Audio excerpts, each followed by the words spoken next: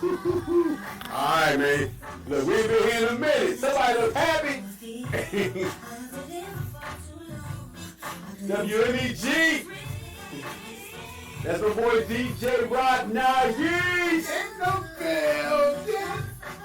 Giving up all the light skin. Yo, it is good to be back up in here, man.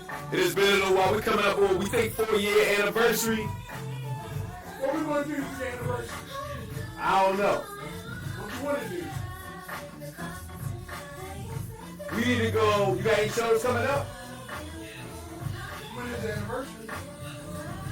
Well, we can do the whole month.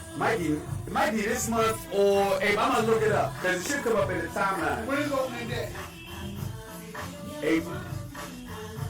April. Let's look that up. Wait a minute.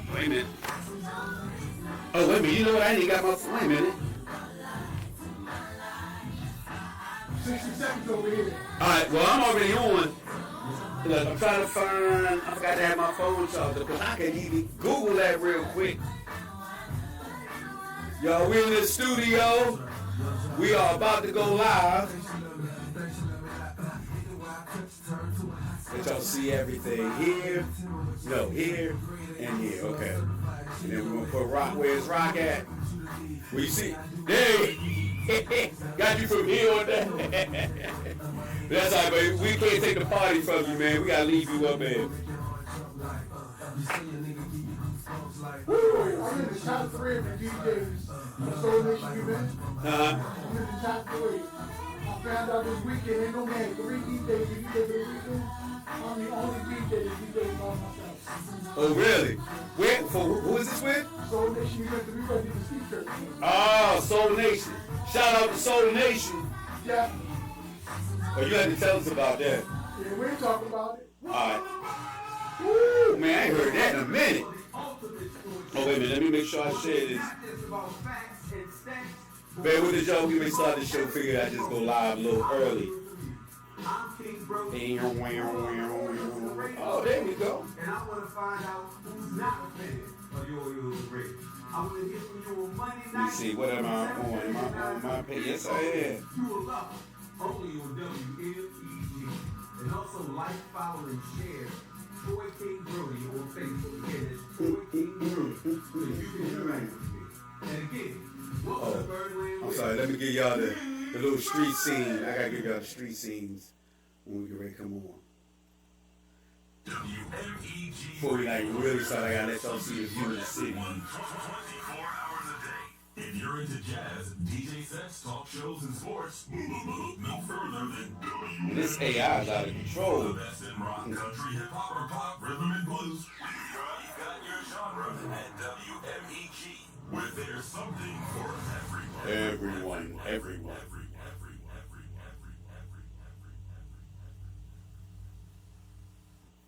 The all new Oh, WM.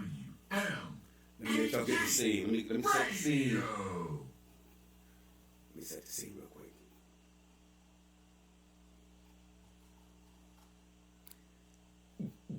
Showtime.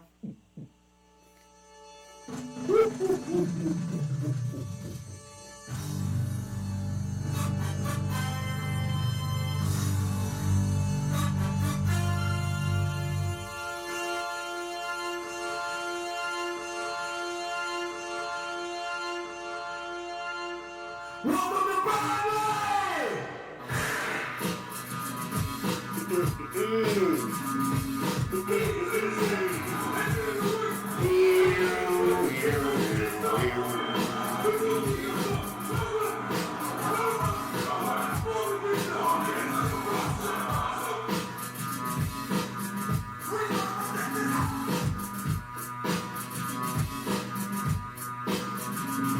My next guest is a man that's gonna put together some grooves that'll make you wanna move.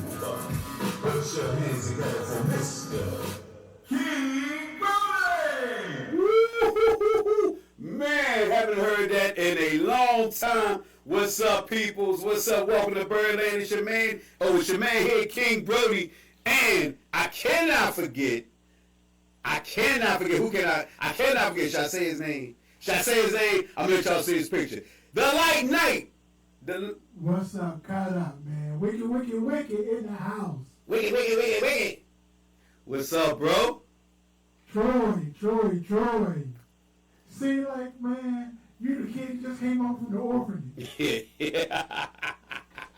We got, well, before we look, I'm going to make an answer because we're going to break away at any minute. We have a special guest today. I don't even know who it is. I have no...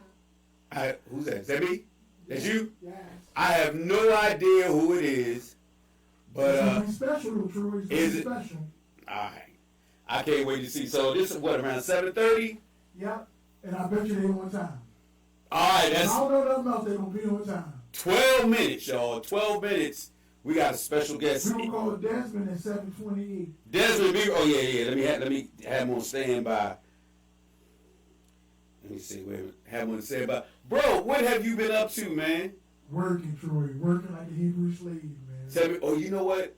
Before I ask you about that, we got to cover something. We may not have time to do it all today, but last time we was on the air, man, it was before the Super Bowl, man. That's how long it's been. So we ain't covered no Bad Bunny. Let me ask you real quick. You're a DJ. I am. You knew who Bad Bunny was before all this, I'm sure. I did. Were you rocking his music anywhere, or you just knew who he was? I knew who he was. My clientele that I play for doesn't allow me to really play a lot of it. You know what I mean? Mm-hmm. Every now and then I might just sneak one in. But to say how constantly he had him in my rotation, no. But I did know who he was, and I'm a fan of his music. Did you watch his performance? I did. What you think about it? Out of all the performances, politically, I thought it was a good performance. Entertaining, I thought it alienated a lot of people. Who? They alienate you? No, because I'm a DJ. Right. So I can appreciate music. Right. But a lot of people culturally couldn't relate to it because they couldn't understand. They didn't speak Spanish. Right. You know what I mean? Right. But music is to be felt. You don't have to speak Spanish. We can go to the island, and we was on vacation right now. Right. And we went to the club. Right. When we got to the club, we gonna start whining and twerking and everything else, and don't understand A single word. That's my point. That's my point. If you are rhythmically challenged, you had a problem with that performance. If your rhythm is off, you got a deficiency, you can't find the beat, you don't know where the one is, you had a problem with that show. But the second he came out, I was like, where's my sombrero? You know what I mean? It was like I was feeling it. Now the scene as I'm watching, no, I didn't know exactly what he was saying, but I knew the scenery. I know a wedding when I see one. I know kids selling stuff, vendors. I know that scene. You know what I mean? So I'll be honest with you, man. If it's even rappers, man. Like I was just telling you before we went on the air, I'm getting older, bro. I can't understand the mumble rap. I can't understand a lot of it. Right. But I have to listen to it more than once, but I will pick up something here and there. So I won't say like I don't know. But I was just like, it's. And I said this somewhere else. There are people that go to operas. That ain't in English. Right. The ones I'm going to, and I went on one on a field trip, and I was sitting there going, huh? What? But I recognize the woo. I recognize the skill in their voice. I had my aunt could sing like that, and I was like, wow. When you see it in person with somebody you know, it's a big deal. But I had no problem with it. I can appreciate it. But shout out to Jay-Z, man, because not only did he make a statement, he embraced a whole other culture. You know what I mean? So shout out to Jay-Z. I had no. What am I looking at? I had no problem with it. And there's a bunch of Super Bowls. Most of them, I probably didn't care for as much, but I watched them. Top Janet though. Greatest Super Bowl halftime show of all time. You think Janet's is? I like my Janet and Justin Timberlake. That's the greatest halftime show ever. I think Michael's was. I think Michael Jackson. I think Michael Jackson was, man. Mike was cool, but listen, Mm. every kid under the age of 18. Mhm. But no, just great. But my favorite is the one where the Red Hot Chili Peppers came out.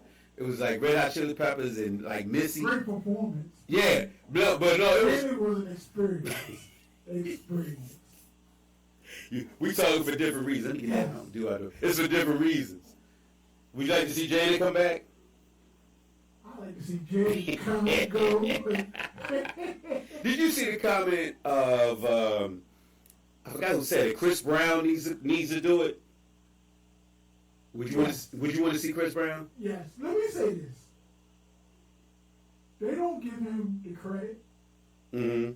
Chris Brown right now, probably currently, is the greatest performer currently performing right now. Chris Brown? Chris Brown. I don't know.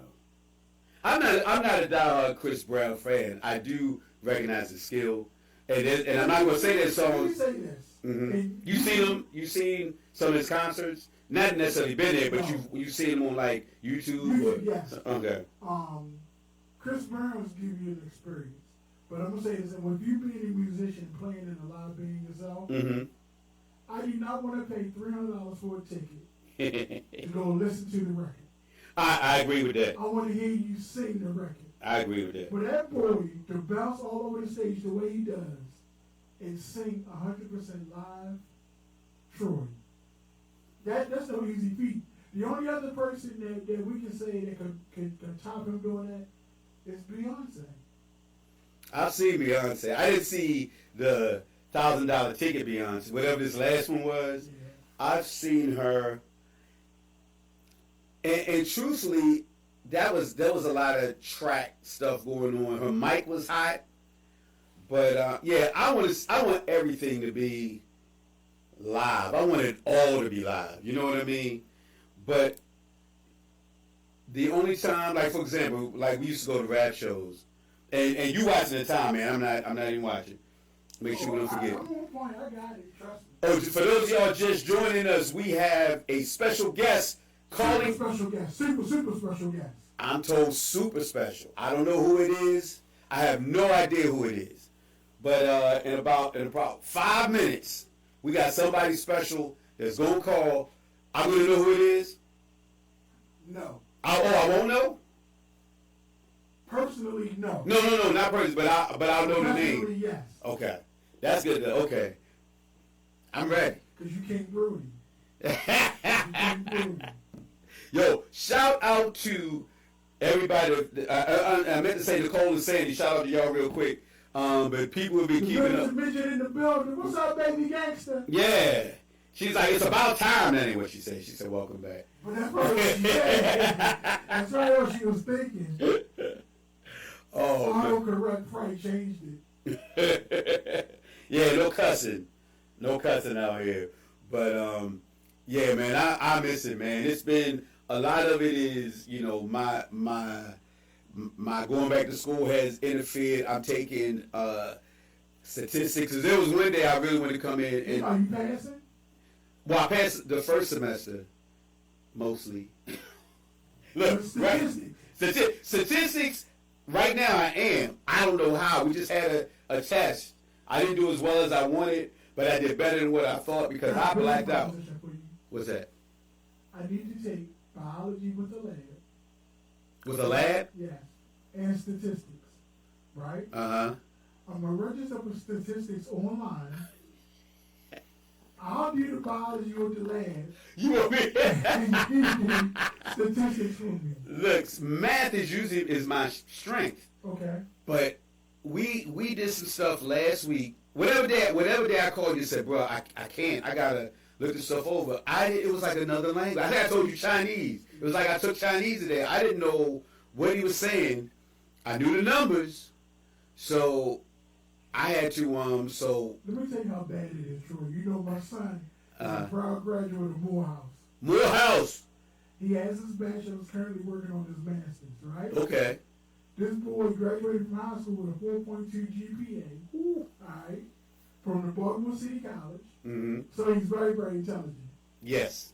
I told my son, if you really loved your father, you would take statistics from me. Shoot.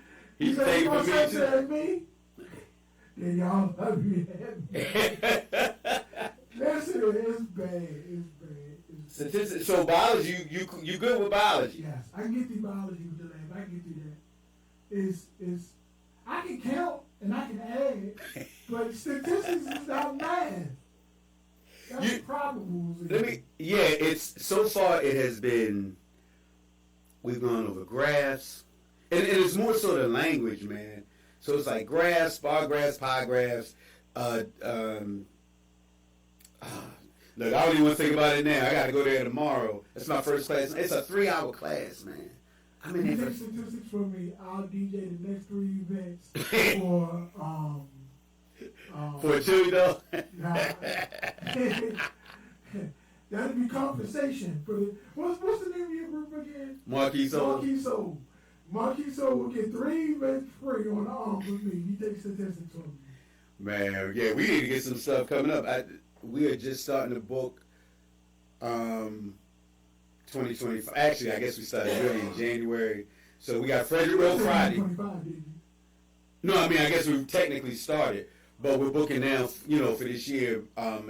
If I did, I made a mistake. It's the end of 2025. So we got Frederick Road Friday, but that's not until Labor Day weekend. We got Labor Day or Memorial Day? No, Labor Day. We're like the end of summer. We got the last show. And actually August. We actually got the last Friday in August. Okay. Whatever that is. We got and there's some other day, and I don't want to say anything wrong. And before I say something that I'm not supposed to say, I better not quote any more dates. But that one is public. That's on the website. So we can the gangster said she trying to start trouble. See, people don't want to see us happy, man. Oh! When you turn, you do it? Wait a minute. Oh, shoot. I gotta go back to my reels, because I did I had to do proof, Nicole. Oh, what was, oh, shoot. I remember, I gotta go back and look it up, because I remember you said, who'd you say she looked like? Medea. And the look on Nicole's face when you said and she was going back. I gotta play that. See, unfortunately, Troy, she's trying to cause division. We having a wonderful night. We still having a good night, but we gotta. It's part of our anniversary, man. We gotta celebrate 4. She's trying to cause division between us, man. This is a special night for us. Well, nobody talking about her show. Not one. We was gonna talk about the Orioles opening up, man. Gunnar Henderson doing his thing. The Orioles playing on the U.S. Olympic team. What they got to do with her gas? Wait a minute. You're amazing, man, because you're like, just the fact that you pull all that out real quick, you really want to talk about it.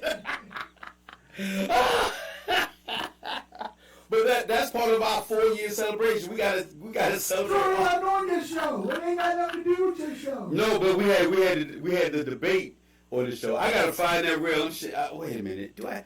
See, that's the problem with lives, Troy, man. she's infiltrating.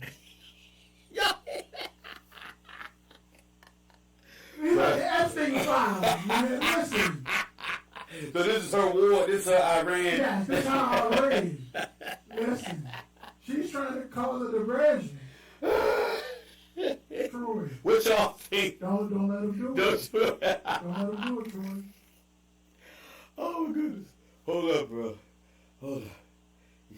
You killing me, man. Medea Gate. Was it Medea Gate? I don't know what it was. I gotta look it up. But I know it's in mine because I use TikTok to edit it. So I know I got it somewhere. But that's what, man, that annoys me with Facebook. It does not save all your live videos. So I have to try to download. Like, after we do this tonight, I got to go and download it to make sure we have it. Download what? No, the show. What show? This one. Oh, okay. So after every show, I download them so we'll have them. Okay. So I try to catch as many as I could, but there's some that I missed. So like I was able to get, for example, like Captain Defense. I was able to save that one. And we lost a couple people. Captain Defense and Bob are the first two that come to mind, people that we have on the show. So, you know, shout out to their families. And there was another, we never had him on the show, Flopman, big time Ravens fan too. You know, it's crazy because I didn't know him as Flopman. How do you know that? It's the Fire Stick Man. Seriously, I didn't even realize they was the same person. Until my son put me on tour, and I'm looking like, wait a minute, that is him. And then when I started talking to other people I knew that knew him, they told me about him being Blockman. I never knew that was his alter ego. Oh, wait a minute, human. Oh, wait a minute, she said human nature, pros and cons. What's that? Shameless plug. Shameless plug. Well, look, let me let y'all know. I got to do it, man. Look, and I also, and I said this before, but I mean it. I would love to have every host that has a show here. I would love to have them come in, and I would love to do their show. And the thing is, we can talk about anything just to have them in because it's all about promoting their show. So the show, like on their family reunion. Yeah, just get one in here. Like I would love to get the what's the brother? Where he in here? Yeah, I could. We want to do like You will sing? I would. What would you? I tell me. Big Luther, not Little Luther, Big Luther. Well, I could do Never Too Much. I know that one already. Yeah. You want the slow? So instead of doing like an acoustic song, it would be like just vocals and the bass. I would do that. Yeah. I could. I will say this. You gave me an idea. You said one time if I would do a bass solo and you did the beats. Remember that? Yeah. So I was fumbling around playing with Numbers came to my mind. I heard Numbers. Remember that song? Yeah. And I was playing that, and I was like, wait a minute. That's kind of like what you was talking about. So I was playing stuff to that, man. So if you took like Numbers, as long as the beats the same, everything's the same tempo, I could do Numbers with, I don't know, Suck MCs. I'm trying to think of all beats with that doesn't have a key, with no notes to it. But the beauty of it is called the freestyle, Troy. You got to do whatever comes to your head. Okay. That's where the rawness comes in. So it's like you got a bass line, it's gonna make me think of another beat. Okay. When I drop that beat, it's gonna make you think of another bass line. And That'll we just work. go back and forth. So that's how it would work. We can't plan it out. Wait a minute, I never did finish. Somebody said no, Rock's not allowed to sing. Don't she got like some work to do or something? Don't she gotta go to bed or something? Look, y'all need to tune in on WMEG. Y'all need to listen to Human Nature, the show Human Nature, Pros and Cons, on every Saturday from 10 to 11. Pros and Cons, Human Nature. What kind of human nature she talking about? Do y'all play it? Is it like Michael Jackson? Look it out. No, it's not that, is it? No, it's not that. And she said, but y'all need to check out the Gangster, man. And Gangster, you need to get. I know. A guest you really need to get on here while she has a moment. Who? The Queen? Yep. She got an event coming up, man. Can we shout it out? I don't know exactly what, and I won't mess it up. But if she pops it on here, I know she was at work when I came in. But she pops it. If not, I'll make sure she does next week. I'm gonna say this, man, because I know this your wife, but it's really our wife. And I'm gonna say this, I mean this from the bottom of my heart. I know her as the Queen, right? Mm-hmm. I don't know her. Can I say her name? Or I can't. Probably. I don't know her as a Wanda Brody, Mm-hmm. right? So when you're in the company of other people, and people speak about her, right? Mm-hmm. It touches my heart. It makes me feel good that I not only can call her family, you know, but that's definitely a true friend of mine. Mm-hmm. You know, And I be wanting so bad to raise my hand like, I know her, you know. I have yet to come across someone, man, that knows her, that spoke ill of her, and you know it's genuine because when they saying the things they saying about her, they don't know that I know her. You know what I mean? So shout out to the Queen, man, for being a wonderful, wonderful person, man, and all the great things that she's doing. Shout out to Joe. I just see that you popped up, Joe. I definitely let her know. And Nicole, I figured out because I know they're doing, you know, they got the Ronald McDonald House stuff happening. A lot of charity stuff going on. I think, and Johnny's supposed to be there this Sunday. What you doing Sunday? You gonna have that pool like they had the last time we was at Ronald McDonald House? I'll let you know. I just want to know what the menu is. I'll let you know. Oh man, Joe, Melissa. I'm sorry, Melissa. Man, we're not talking to Melissa. We boycotted Melissa. Don't What talk she to do? Melissa for 2 segments. What she do? She gonna make some beef brisket the other day. Melissa? Yes. Oh God, I haven't been in the group. Okay, I've got to put everybody's You don't name. love us no more. I keep. Because you be doing that Chinese arithmetic. But she, not only did she post it, but she denied to give me some. Talking about I'll give you a plate next time. Why the hell you gonna post it this time? I saw the picture. She made that. Yes. Yes. She posted it on something else, somewhere else. I thought that she was just on talking. Facebook. Yeah, but I didn't realize. I didn't read the. I didn't realize she. Sharing is caring. We share around here. Yeah, Melissa, you know better. You know way better. You definitely know better. But shoot, man. Oh, it's man. Did we run? Is it too late? No, not yet. Okay. Just keep All right, I'm gonna keep it rolling. Well, look, I might as well keep talking about this other stuff. So we covered. Let me see. Let me make sure I got everything, man. There's a bunch of stuff happening between the Orioles and the Ravens. Contracts, Orioles signing people, not signing people. One thing that I gotta adjust to, man, is no Mateo, no Jorge Mateo, no Cedric Mullins. Oh wait. Before I go to the Orioles, let me say one more thing, and it's in reference to the Queen, real quick, right? So John Harbaugh is gone. We did talk about that last time we were on, and the last time we were on, I don't remember if he got traded or what.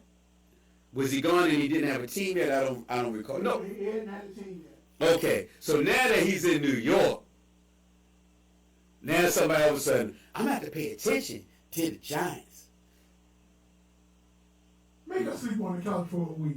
She did. She said the same thing. Remember when Buck left the Orioles and went to the Mets, became the manager of the Mets. All of a sudden, it's not about Darryl Strawberry. I'm gonna have to pay attention to the Mets, right? Now she's saying that for Harbaugh. Now she got to watch the Giants and see what's going on. I don't approve. I do not approve. You are not a Giants fan. Yes, there's people in your family and in Brooklyn and all that that's Giants fan. You are not. You keep on your purple like you've been doing, and stay loyal. Damn, Giants. Look, let me tell y'all something. For those who don't know, those who don't know, in my house there's all kinds of accents. So there's a Brooklyn accent, there's a Jamaican accent, there's all kinds of accents going on in the house. And no, Baltimore Which one comes out when she mad? More so probably Brooklyn. More so when she starts talking fast. It's more Brooklyn. Which one causes fear for you? No, none of them cause no fear. She's still 5 feet tall. That's before the step alone or after the step? Right, no, before she put the shoes on. But no, it's funny when the she doesn't do the Jamaican as often till she goes up there or she's on the phone. But she can be here and the Brooklyn can come out because there's a lot of undercover Brooklynites up in here. I said it, y'all. I said it. Seriously? I said it. Yeah, son. Hey, Rock, don't you remember when we were, it was people that used to go, yeah, son. Remember, son? You remember that? I do. Yeah, they seem to think only Brooklyn. Terminology. Yeah. I heard that. I never talked like that. But it was the OGs used to say that. And Hopper, between son and Hoppers, there'd be a lot of Hoppers. Everybody was a Hopper. You don't know nothing about that. You're a little Hopper. You don't know. So I was listening to people were making comments about the Wire and the terminology of the Wire. So I was watching the actors talk about what they had to go through with it, right? And they were saying, well, in Baltimore they say carry. And I'm like, and I'm trying to figure out what they're talking about. They're like, so you gonna carry it like that? And I'm like, that's not a thing. Like, everybody don't say that. You know what I mean? I thought everybody said that. Or that's how you gonna carry it? Yeah. I thought everybody said that. No, you said it because you're a Baltimore native. I didn't know We that. have our own lingo here. They, like, at one point, I don't remember where it was posted at, but they posted like a Baltimore dictionary. They had like things that you only hear in Baltimore. Yeah, we have our own lingo. I don't hear. I never before TikTok. I never heard the twos and the Blues Clues and Mountain Dews. Like, I never heard them. I never heard that. I never knew that was a thing, right? And in TikTok, it's like somebody's always doing our accents, and I don't think we go to. We do. We don't. We do. We don't have because we say it. But I say two, like I say two, like two. I do that too? Yes. All right. I knew about the mothers and fathers. I knew about that. And I knew about yeah. I knew about it. I found that out one summer. I was in, my cousin Ricky used to live in Hampton, Virginia. And my cousin Stevie said something like, I want a hot dog. And they looked at each other. I'll never forget it. They looked at each other. And we've been hanging around them. They're like, and they, what'd you say? And we trying to figure out what is he talking about, right? Say it again. And we saying everything but Doug. We saying everything because we don't get it. No, that ain't what you said. I'm like, bro, just tell us what you, and we were probably, I wasn't driving. So I was maybe 14. So that's when I first heard them. We was making fun of each other because they were country to us, right? But hot dog, man, was that's when that was brought to my attention. So we have a few things, but the Blues Clues and the Earn and the Earn. I don't know. We got to do a Baltimore test, man. We got to do a Baltimore test. We're going to get a bunch of sentences. You got to say it. I got to say it. I know the whole Emerson thing. Who was here that was saying Edmondson? Like, who was That get you beat up, though. Listen. If you around anyone and you say, I'm from Emerson Village, you going to get beat up. I'll have to admit, the way we speak has jacked up my grades. Because I didn't know Edmondson had a D, that other D. I didn't know that. I didn't know Drew Hill was more than DRU. I didn't know that. Yeah, I didn't know that. And I knew there was, it wasn't until we went down there, because, there's a sign. But usually when I go, I'm not paying attention. And it wasn't until, I will admit this, it wasn't until I was 16.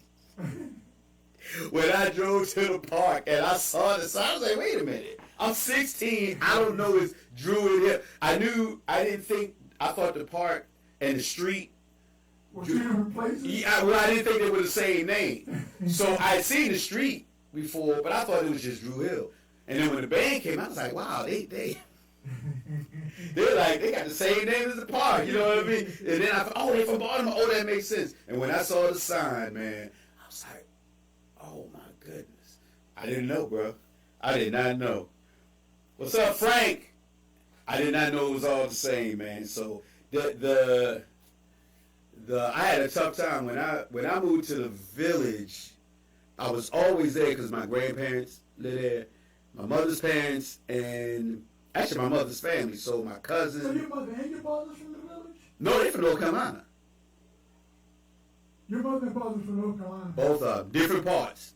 They met in Baltimore, but my father's from Franklinton, my mother's from Warsaw. They were on opposite sides of, well, Franklinton is near like. And where did they meet at in Baltimore?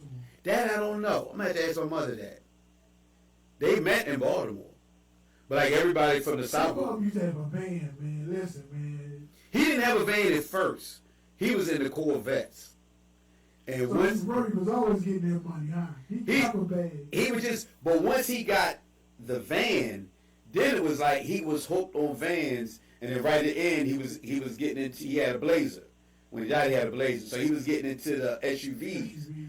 But he would get those vans, man. They would have stuff in them, and then they come out with something new. But hey, I'm gonna have to get rid of that. And then one time he would take me. Another time he would just come home and be a different one. And I'm like, I don't know how that went. You know, those were conversations that I wasn't privy to. So I don't know if they went well, or I'm gonna get what I'm gonna get, or bro, do you need to think about what you're doing? And you know, I don't know how those conversations went. But they got what they got, man.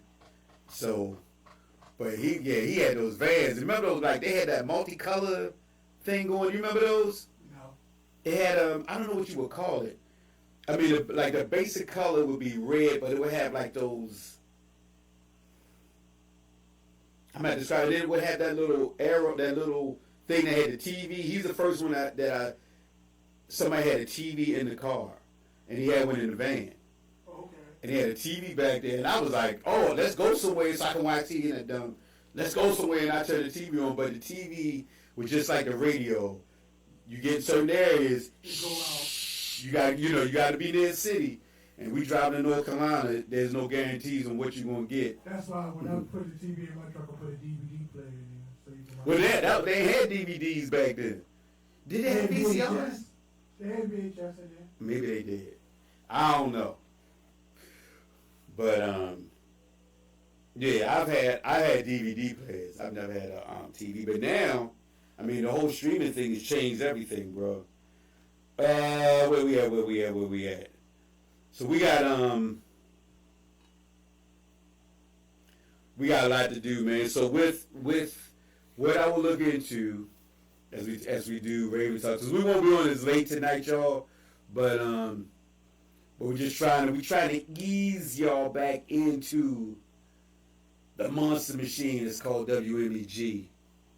And what's the man's name that has a show that's for the fathers? What's his name?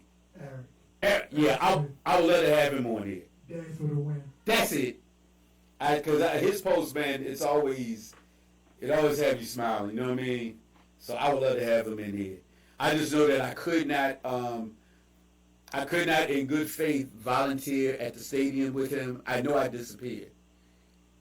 You know, I asked him, and Nicole was like, but you're a Ravens fan, why would you want to go? Because nothing is sold at concession. Listen, I'll be tuned to the game to be worrying about selling a hot dog or a pretzel. You know, Yep. That's not fair to him. It isn't. He would see me in between each quarter and halftime, maybe a timeout, and I'll be like, man, I don't feel good. I run to the bathroom. I'll be right back. I have to say that I would go, and it would be a disservice. But now, if he wanted me to pass out some flyers or something, I could do that, because that way I can do that inside the stadium. I can't do that. No, because, man, we would gave somebody like 8 flyers. But yeah, an Oriole game would be a little easier because of the pace, and you know the TV's around. Like I could. If you're not as emotionally attached to the Orioles, you're an Oriole fan, Mm-hmm. but listen, Ravens just like totally. It shocks your demeanor, man. Like you're a different person. I think it's more so the pace. Like I love going to Oriole games, but I think the pace of doing stuff. You know, like if we're losing or we get somebody on second base, I'm probably going to disappear then, because I'm like, oh, we got a chance to score. I want to see it. I wouldn't be any good there either. I would have to be at a something that I just have no. I don't know what that would be around here. I got an idea. What's that? Let's start our anniversary show at the Oreo game. Let's make Johnny and Yale go.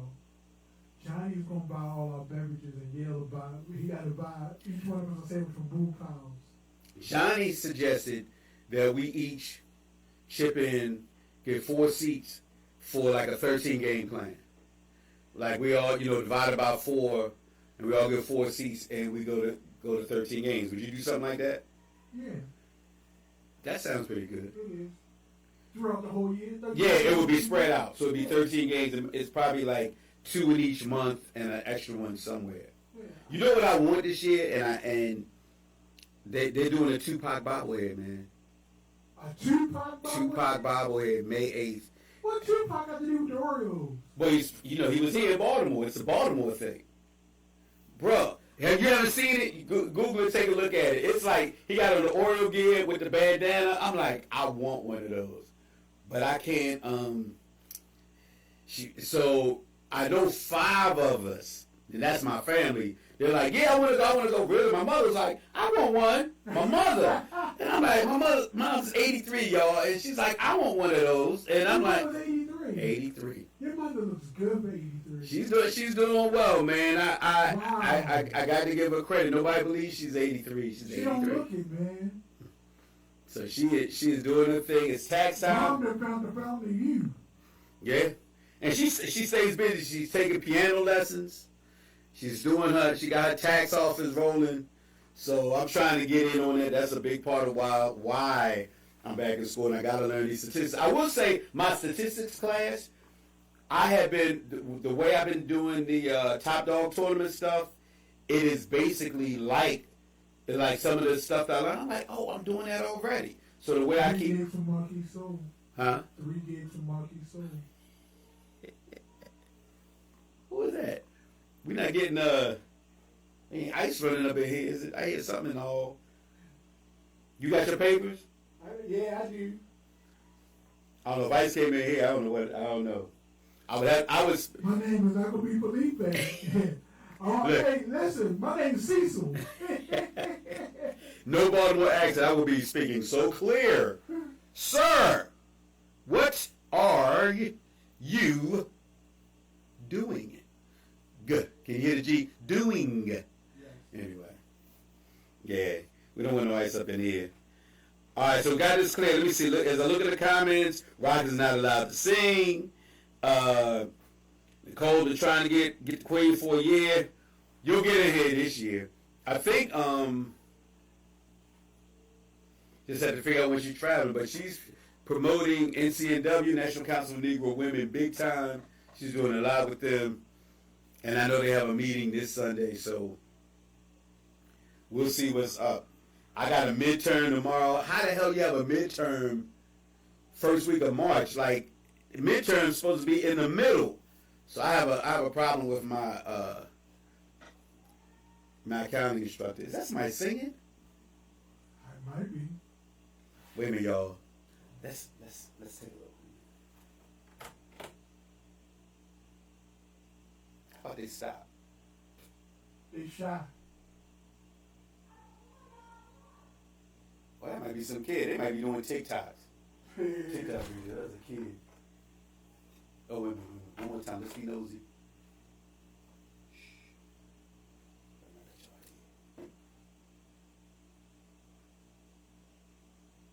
They don't want to perform. All right.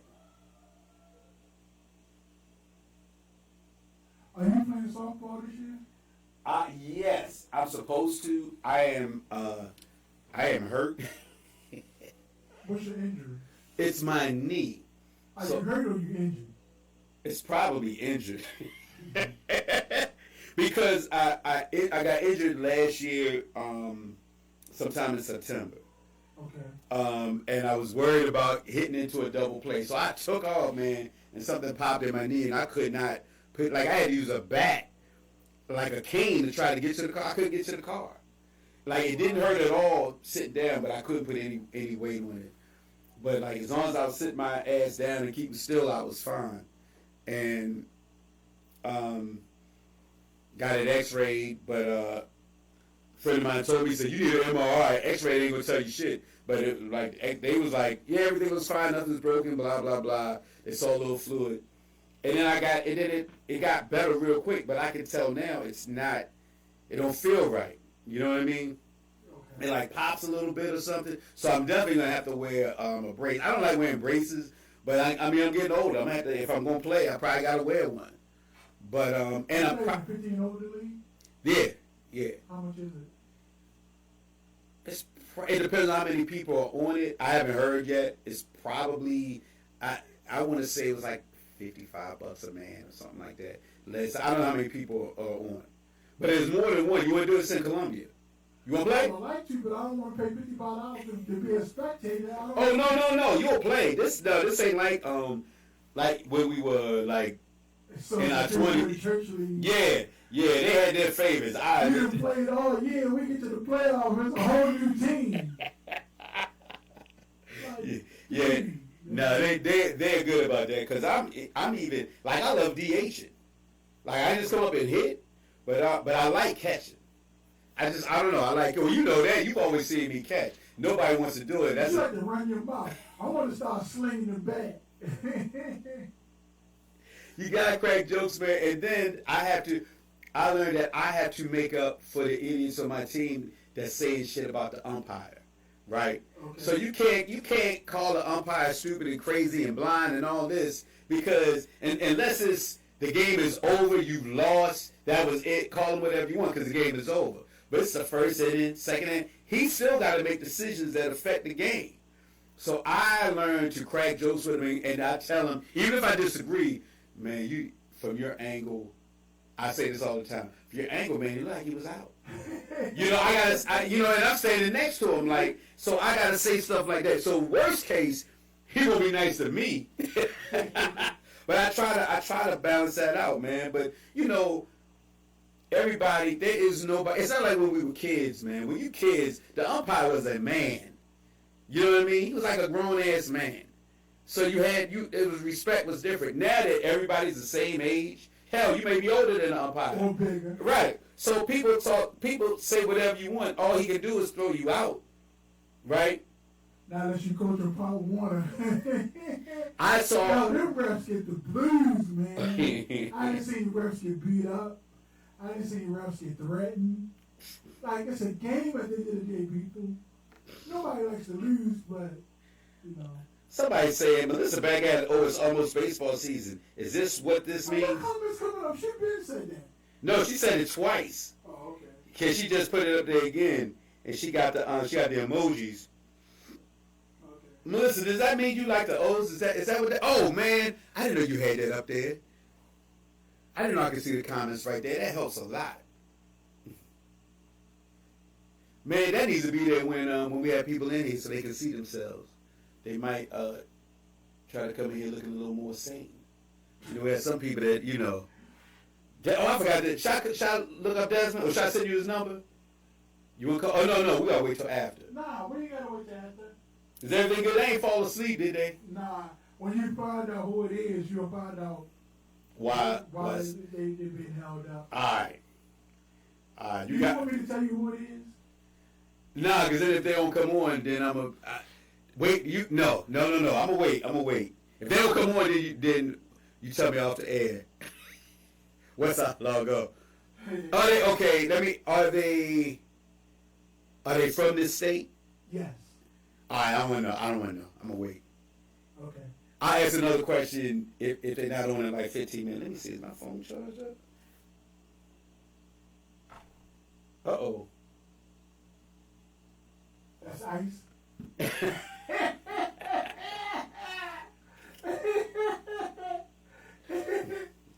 Yeah. See, you like that. I'm gonna call you Pedro. Why? I thought about name Cecil. Look at him. Nah, he's straight from. Well, half of them don't know Puerto Rico's from is. Say, yeah, he's Colombia. I'm gonna go take you right to where the main stash is. I'm gonna send you right to Colombia. All right, wait a minute. Crabs and bows, bro. Melissa, you all right? So Melissa, let me ask you: Are you a diehard O's fan? We're talking to Melissa Boyd in the comments. Y'all need to jump in those comments real quick. Melissa, I think Melissa's diehard, man. I mean, so you're a diehard fan. I wish there's a way. She like the O's more, or she like the Ravens more? Which bird? That's a good question. You more O's or more Ravens? It's like a split for me. It's like, well, whoever's playing, that's why I want them both playing. You say Detroit, but listen. I'm trying. You on the outside, that's not the case. It's not the case. Troy, I've been around you and the Orioles have lost, and you. Oh, no. You're fine. No, it's different. You need a respirator. It's different because the Ravens, you got a week. Orioles are playing tomorrow. You know what I mean? So that's the difference. I'm mad if you're with me when they lose, like that moment. But you know they playing again tomorrow, man.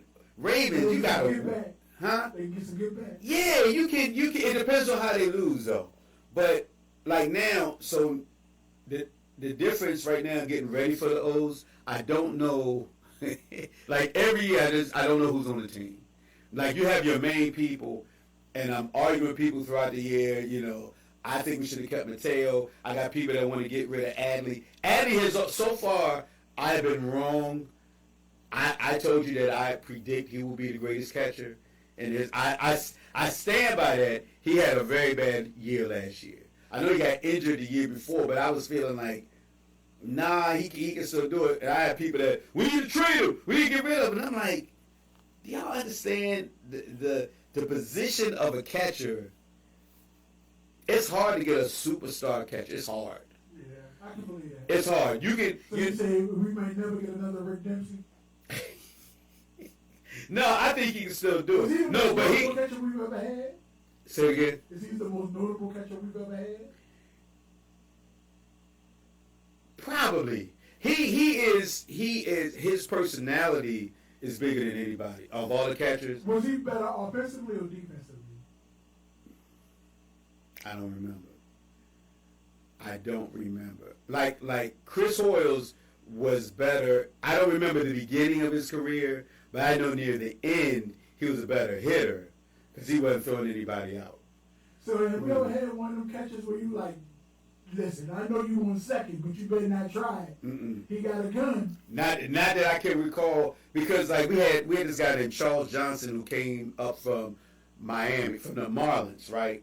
And while he was there, he had a gun.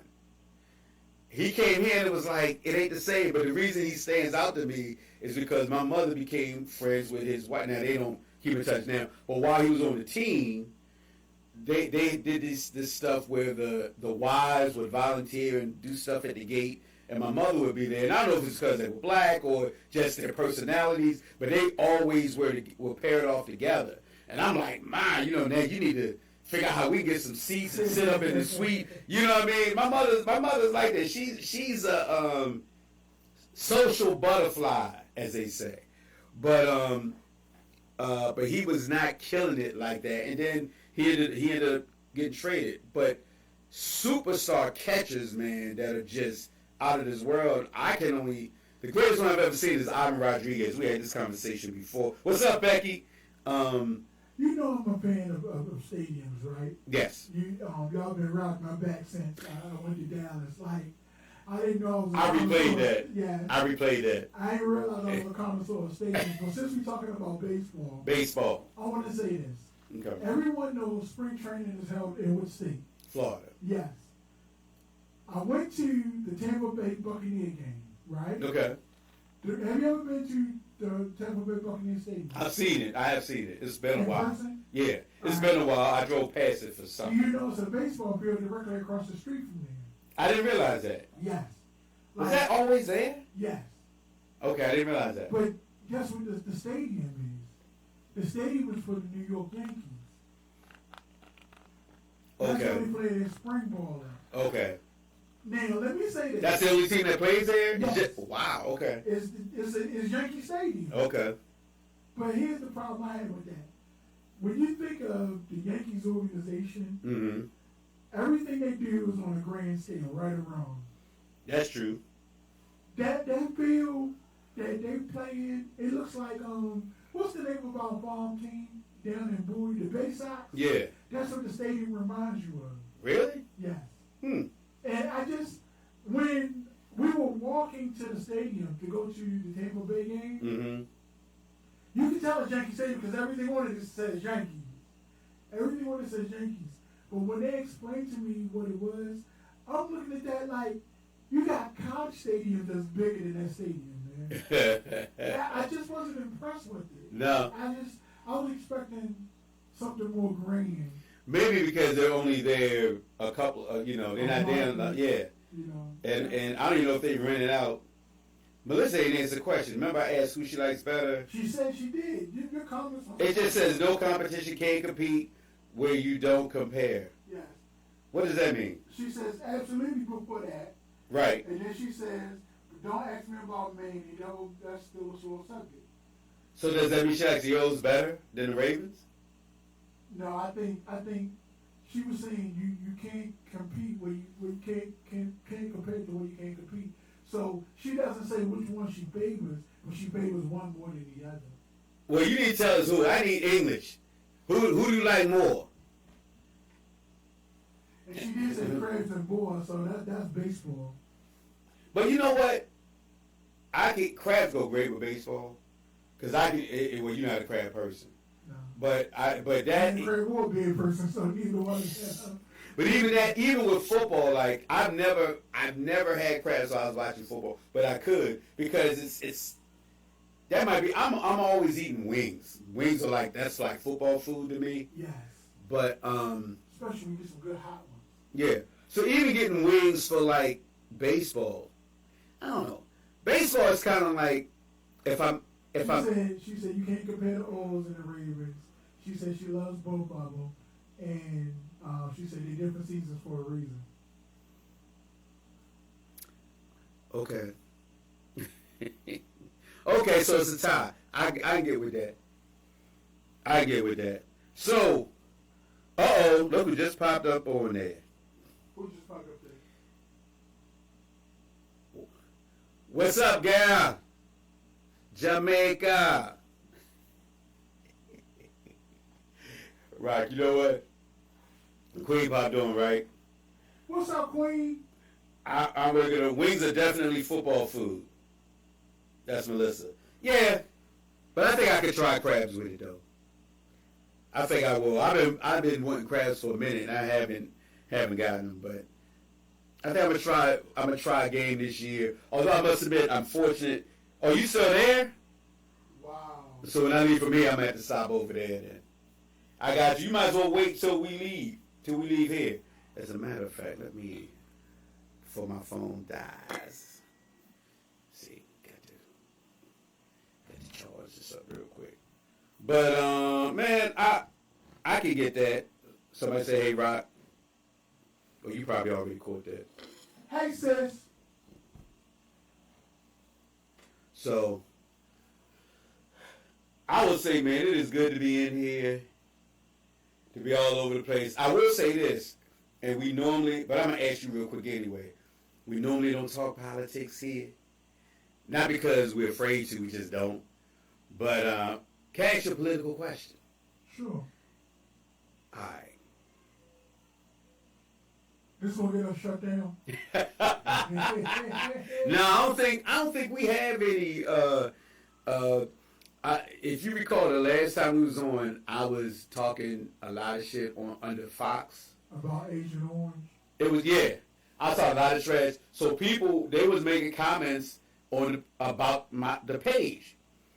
You know, it was like, you only got 600 followers. What are you doing over here? And I'm like, I didn't know I had 600. I know it was creeping, right? But I was like, okay, I'm proud of my 6, man. I would love to get 1,000. I want to see that 1K. Like, I would love to see just a rush to get 1,000. I want to see 1K up there. Okay.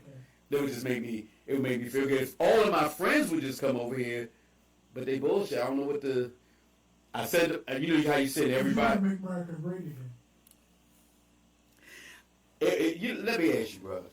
I go ahead and ask you. Okay. Should I go into?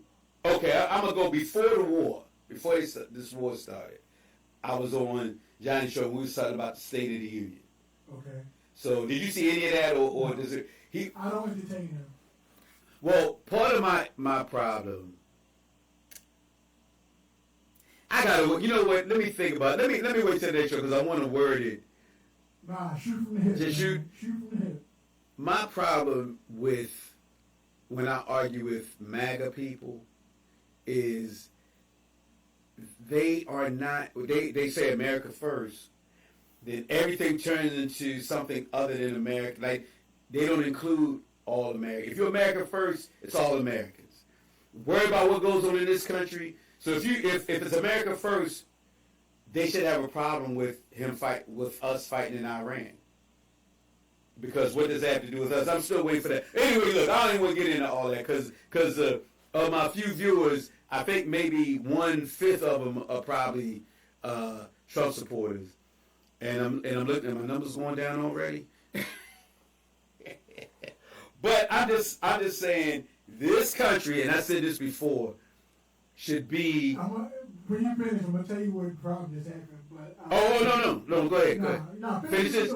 This we should be, and I said this earlier. I said this last year. The way the Orioles run the stadium, and the way they want Oriole fans, no matter who you are. So they'll have, and I said this, they'll have HBCU night, they'll have Pride night, they'll have Christian night, they'll have Jewish Heritage night, Hispanic.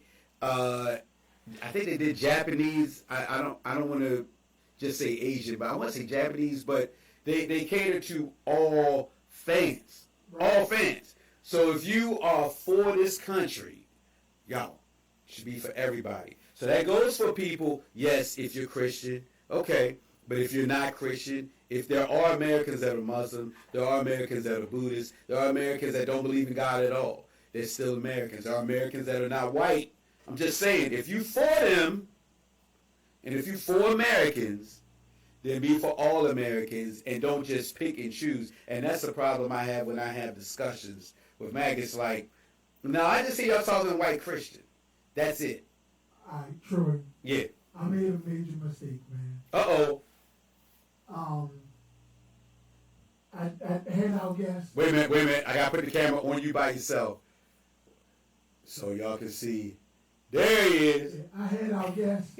I told our guest to call at 7:30. Mm-hmm. Right. Mm-hmm. I neglected to tell them 7:30 our time. I just took it for granted. I didn't take for. I took for granted and didn't realize where they are is a different time zone. Oh, are they in this country? They in this country. So what's 7? So what's that? 8:30? 9:30? It's 8:30 our time.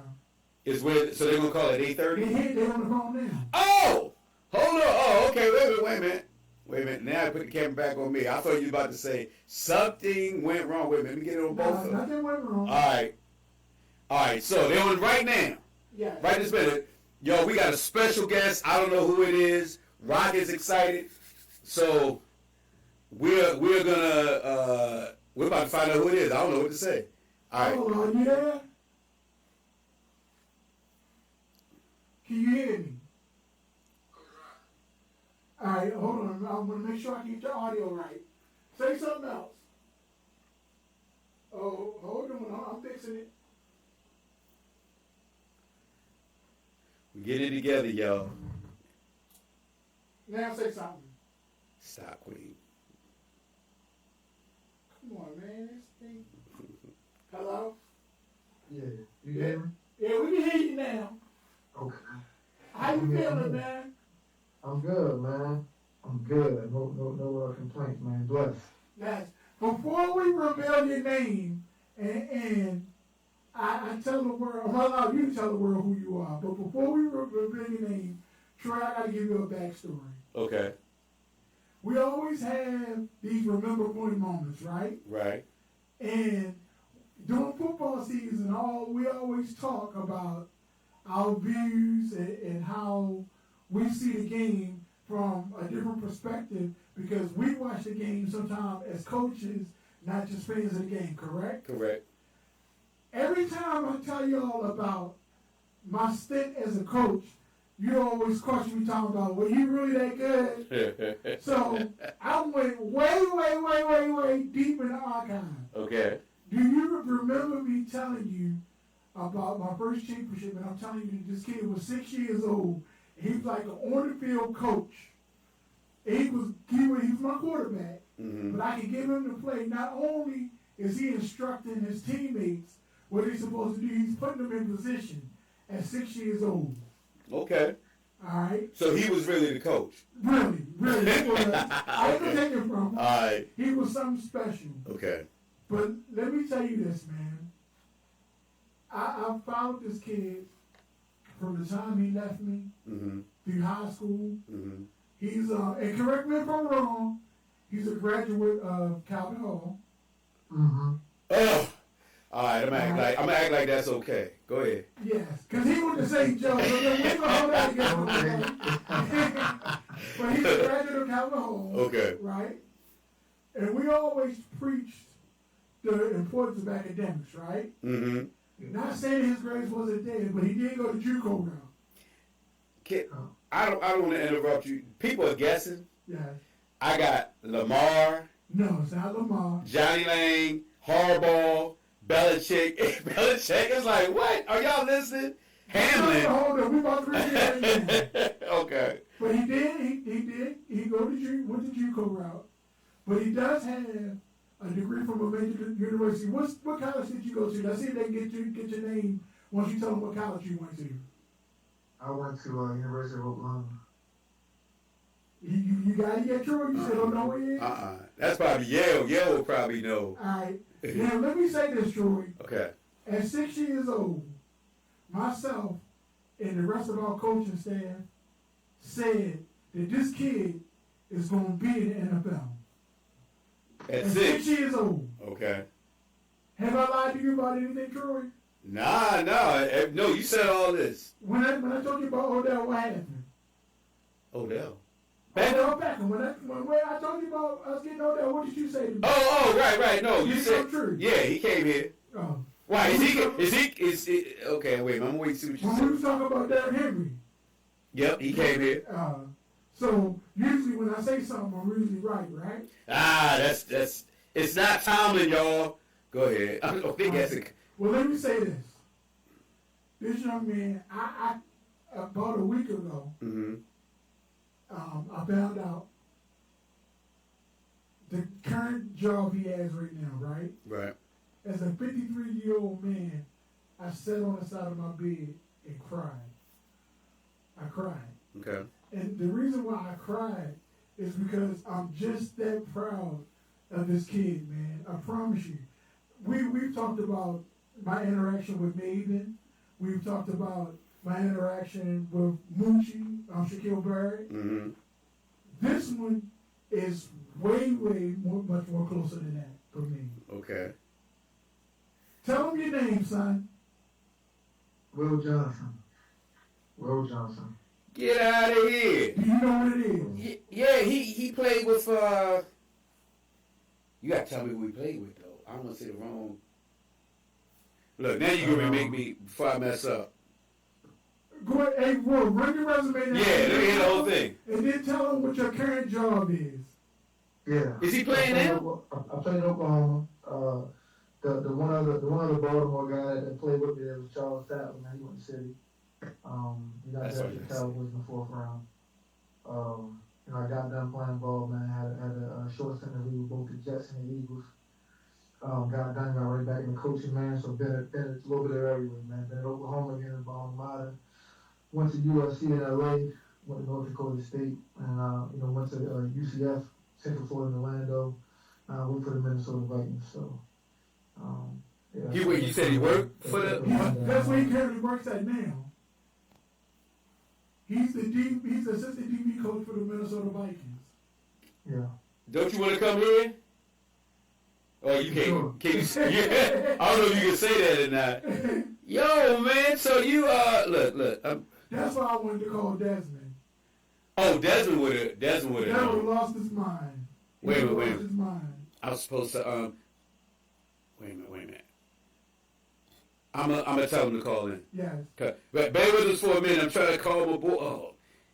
So, Will, Yeah. give us, before we start talking about your history, man, give us a little bit of insight on your role from being a college coach to now being an NFL coach.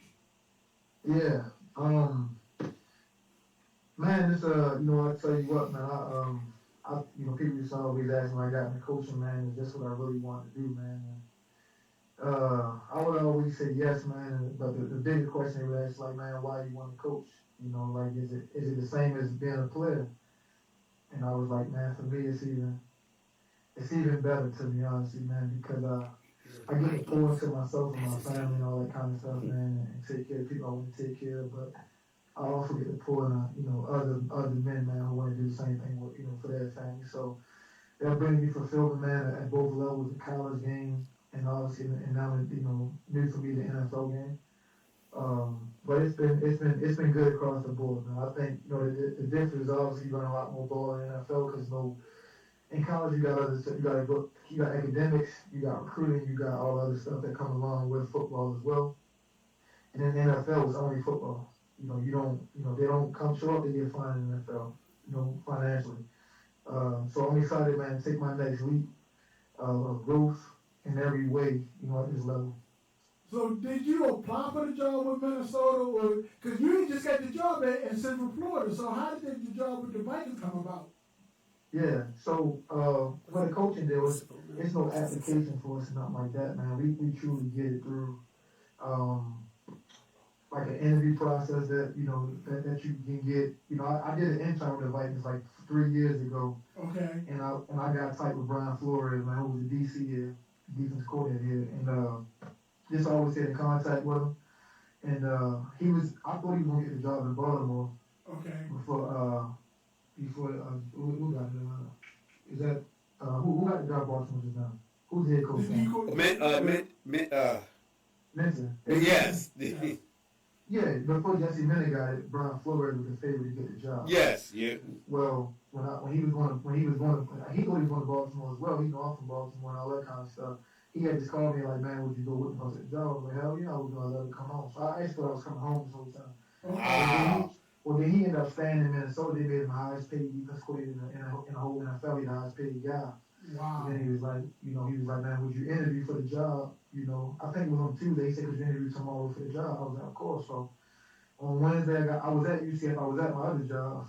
I got off work and he had a Zoom call set up. I had to, get on there, talk a bunch of background, all the football stuff on the board and all that kind of stuff, man, and then kind of a piece of how you would fit with the staff, because those are three basic things.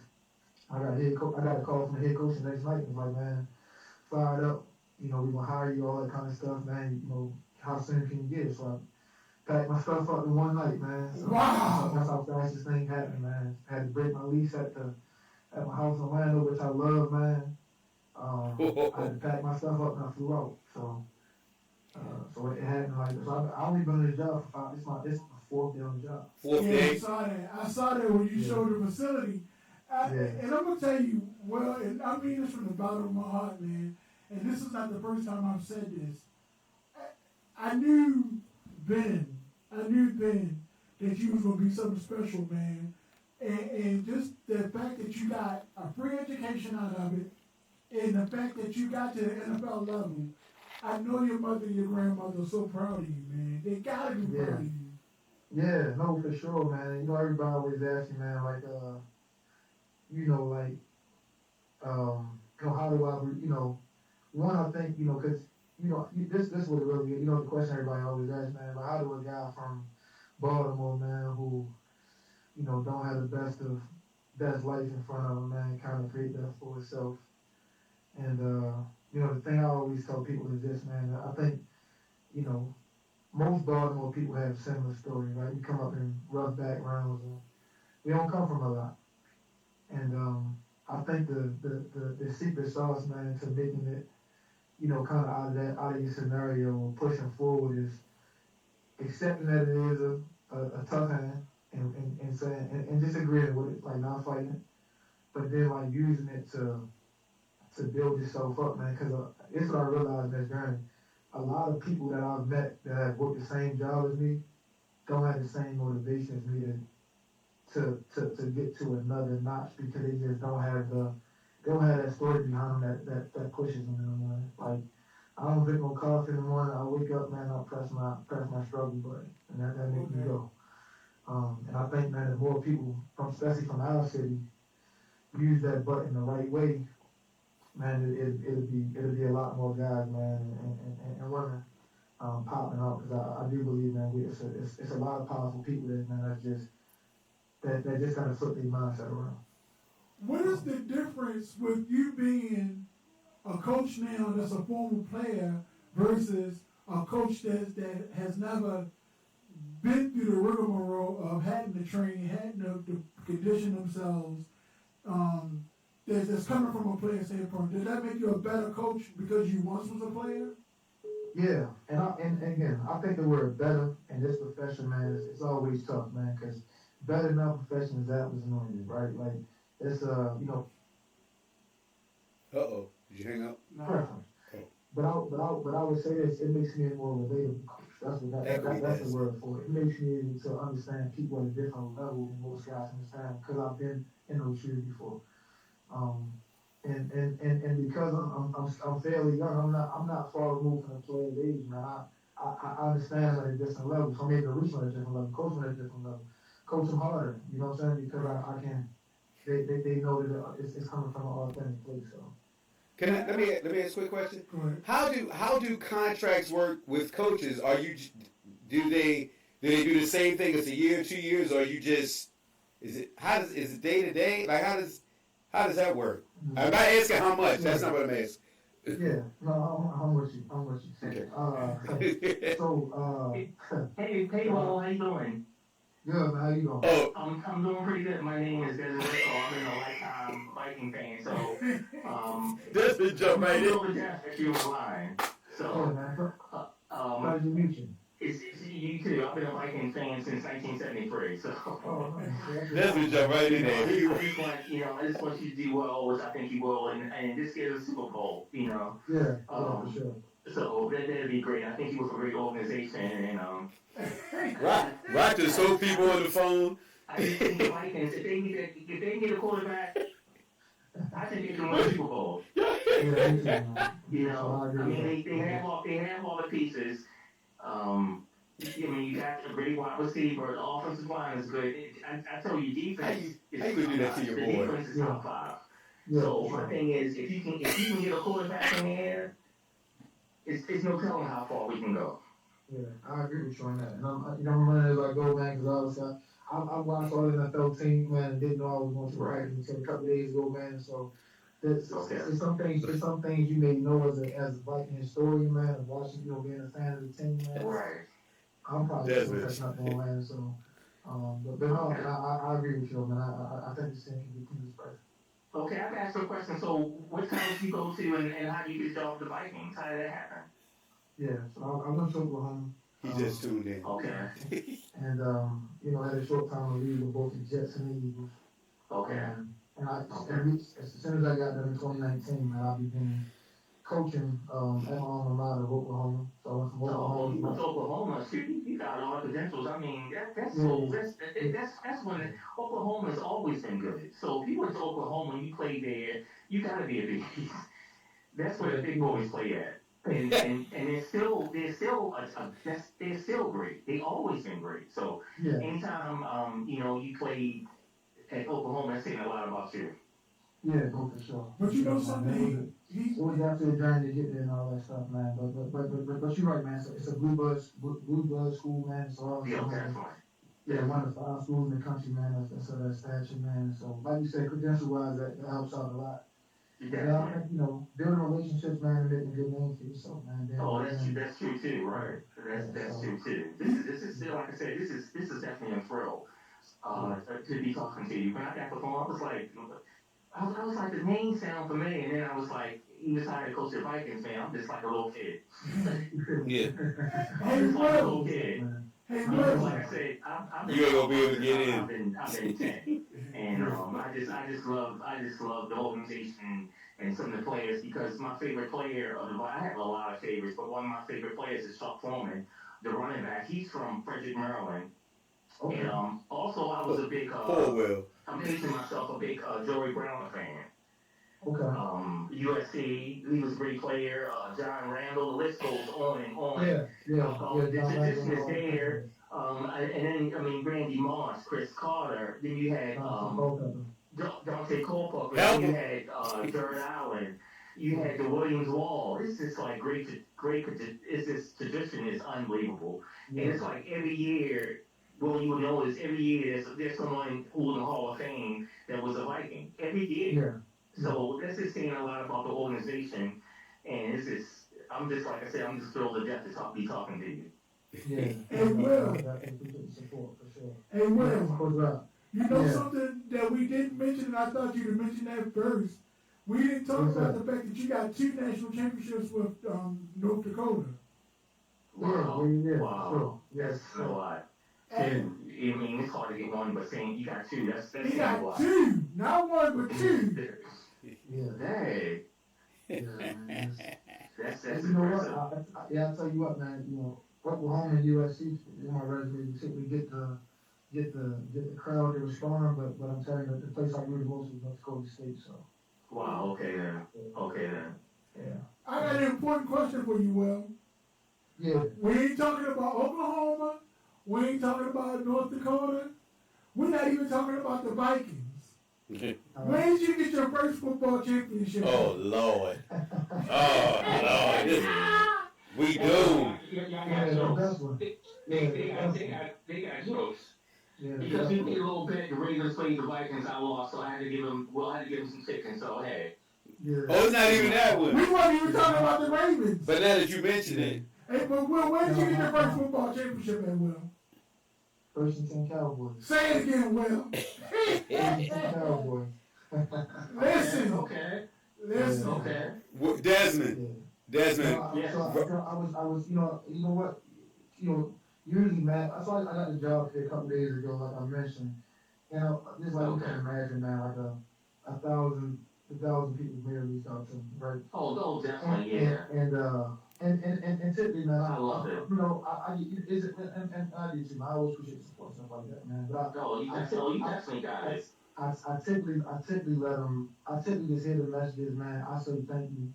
Right. You know, especially, man. But none of the messages really touch me, honestly. Like, I'm appreciative of the words, but I don't let them touch me because I can't. I'm trying to stay at a certain even kill level myself. I love that. But I was telling Coach Rock that the people that messaged me from my childhood, them the ones that hit me different. Because them the ones. See, I love that.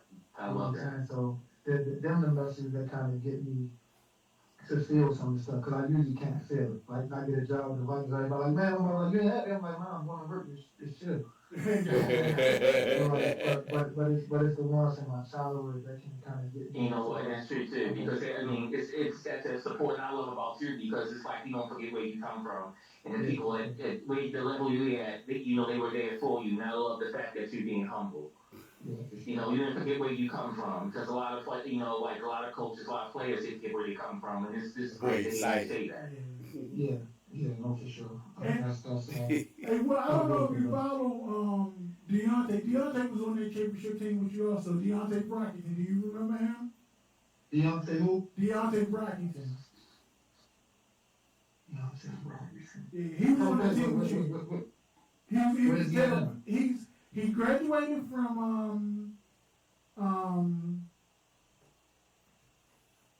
it began with an L. From here? No, he graduated the college he went to. Oh, college. It was just on the tip of my tongue, man. I'm having a brain fart now because I'm so excited to talk to him. It's not with L, Louisville? No, it wasn't Louisville. Either way, he graduated 2 years ago. He's now the head coach at Connections here in Baltimore. Okay, I got you. Yeah. I got you. Okay. What's his name? I shall look it up. What's his name? Deontay Brockington. I gotta look him up. Yeah, he's doing really, really well, man. I love that. And me and Devon was looking at the picture. I'm gonna send you the picture till I got it saved in my phone. I got the picture of our first year together. We looked at all the talent. Lincoln? Lincoln, yes. Okay. Lincoln. Oh, yeah, I remember that. Okay. He graduated from Lincoln, but he's now coaching at Connections here in Baltimore. And he's also a teacher there, man. So it means a lot that these kids are reaching back to the inner city youth and making a difference in their life, you know? Oh, definitely. I love that. I love that. Yeah, I'm ready to send you this picture now. Well, tell me if you remember it. He went to Edmonton too, Deontay? Deontay went to City. Okay. Deontay went to City. And where did Will grow up? What area? He grew up in East Baltimore, but his grandmother's from Garrison, right there, Garrison and Falls Park. See, I'm So I try trying. to claim him as a West Side baby. I'm trying. He's like Calvin Hall, East Side. I'm like, yeah, I'm trying. He got Baltimore in there, so I'm gonna go with that. Calvin Hall is about the education. Hey. My question, Bill, where were you born and raised from? Yeah, so like Coach Rock was saying, man, I was born and kind of brought up as a younger guy, man, in like the Baby Heights and Garrison area. Wow. Okay. Yeah, so I went to Baby Elementary and all that kind of stuff. Okay. So during off season, do you stay here in Baltimore, or which are you going to live in Minnesota? Where are your plans? Yeah, no, I usually would stay wherever I'm at. I normally just kind of fly my family back and forth to, you know, There's some. Because, well, I know the best this place called Coco's. Yeah, I know it's off the road. Hey, Brighton's Love, I treat you to a crab cake. Yeah, for sure. Yeah, okay, yeah.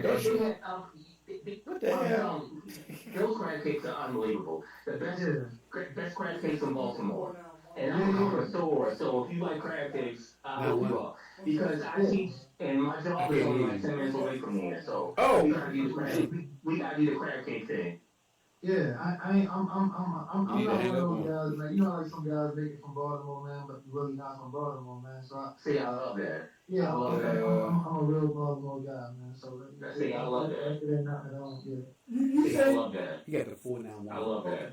hey, well, you said your family, so you have kids now? No, I don't have kids yet. I'm just talking about like my mom and my sister, and man. I usually, yeah, we try to do the all seasons together, man. I love that. So you eat crabs though, right? Kind of stuff, He said he eats crabs, right? Yeah. How's your mom doing anyway, man? She doing good, man. She just saying, you know how she get, man. So Yeah. I keep it cool, calm, and collected all the time, man. Because she's a yeller and she's over excited one. So I do my best to balance it all out, man. I love that. It's nothing like it's love, man. Because your mom, no matter what you go through, she's going to be there for you. So, because I know my mom was always my guiding force. So I love to hear that. Yeah, for sure. Yeah, she was definitely his biggest fan. She was his mama at 6. Say, what was that, Rob? She was his mama at 6. Yeah, no, for real. Yeah, for real. She called herself the Tasha Matt before Tasha Matt. Okay. She's the Tasha Matt. Alright, I like that. It's been good though. I'll tell you what's been the best part, man, is like bringing my family around all this stuff, man. Like I've been exposed to it long enough to where it don't faze me, but I can, my mom getting to meet the Vikings staff and beard and all that kind of stuff, man. First game, sideline passes, that's the stuff that get me excited, man. Like, oh man, yeah. And I tell you this, that stadium is unbelievable. That stadium gotta be top 3. I never been to the stadium before, but it's gotta be top 3. And I heard that practice facility is off the chain. Yeah, it's the best. It's the practice. I heard that facility might be top 3, but the stadium and the facility is just really nice. And the only thing I don't like, be tough for me is the cold weather. But you play, I mean, the games are inside, but I heard Minnesota, if they said, someone said it reminds them of Columbia, Maryland. That's what I heard. And every person who I have met here in Baltimore from Minnesota, like the nicest, they are just like the nicest people. Yeah. I heard Minnesota. Minnesota? Absolutely. I don't think so. It's beautiful. But the only thing, like I said, it's cold. Now, I think every day should be 70 degrees. But other than that, I heard it's really, Poor really Will. great. And I know the fans are, the football fans are off the chain. And they love their Vikings. They're very supportive. Yes. Hey, Will, what's the closest game on y'all schedule to us? Because I don't think we played y'all this year. No. We beat them on y'all last year. Oh, right, we just played them. The schedule come out after the draft. Yeah. Okay.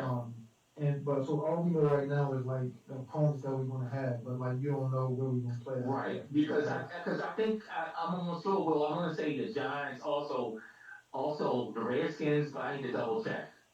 Yeah. I think so. I think that Redskins game is Buffalo. possibly going to be in Minnesota and the Giants game. I'm not so sure, but we'll talk. But I think that might be right. But we don't play the Ravens. Oh, I really want them so bad. You have a stalker, man. You got a I stalker. want them so Hey, Will, ask him why he went to Ravens so bad, Will. Ask him I why. want them so bad. Will, he just threw Desmond on the phone, no warning, no nothing. You just got. I want them so bad. You know, Good, man. Like I said, if we get a quarterback, we're gonna be good. So that's all we need. Well, we get a quarterback, we could go all the way. I think those weapons in the defense, and like I said, the coaching staff is good. Brian Flores is definitely, he should be a head coach. There's no way in the world he should be. Poor I Desmond. mean, there's something about the lawsuit and all that stuff, but I'm telling you, well, he should be a head coach, and he's definitely top 3. He might be number 1 defensive coordinator. Yeah, for sure. That guy is a beast. And the thing about when you play against him defensively, if I'm a quarterback, I'm scared to death because you don't know what he's going to do. Yeah, I agree. And he's amazing. And like I said, if they meet that quarterback, and I think the offense gonna be great like it should be. Man, me and you, we gonna Hey, Des. party 3 ways, slightly politely and all that. Desmond. We gonna party all night. Desmond, you might have to say It's it. on me. Hey, Des. If they can ever win a Super Bowl.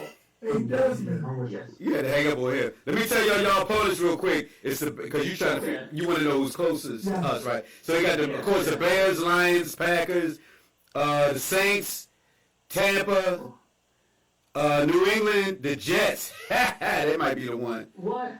The Jets. So maybe New York is the closest, or New Jersey. And I see 49ers, and am I missing one? That might be it. So look like we might be looking at No Giants, no Commanders. But you know what? It couldn't be them because we played them last year. What I'm thinking, guys. You Okay. took So look like we second. gonna be getting on a plane. What, you go to New York? Nah, they go to Minnesota. I would go to Minnesota. Hey, I'm gonna wear purple anyway, so. yeah. Hey, Will, how is it with your game day responsibilities though? With you being the DB's coach, what is your actual game day responsibilities? Yeah, so that kind of stuff, man. He talked about it like kind of like not. We had like I'm so new that I haven't had a conversation yet. Like and it's usually preference. Like some guys is like, hey, you want to be on the field, or you rather be upstairs in the box. Sometimes they tell you like we need you upstairs in the box. Sometimes they tell you want you in the field. Sometimes they'll ask you like, hey, you which one would you rather do? Which one you prefer? Would you like to be on the field? Bro, let him finish. God damn.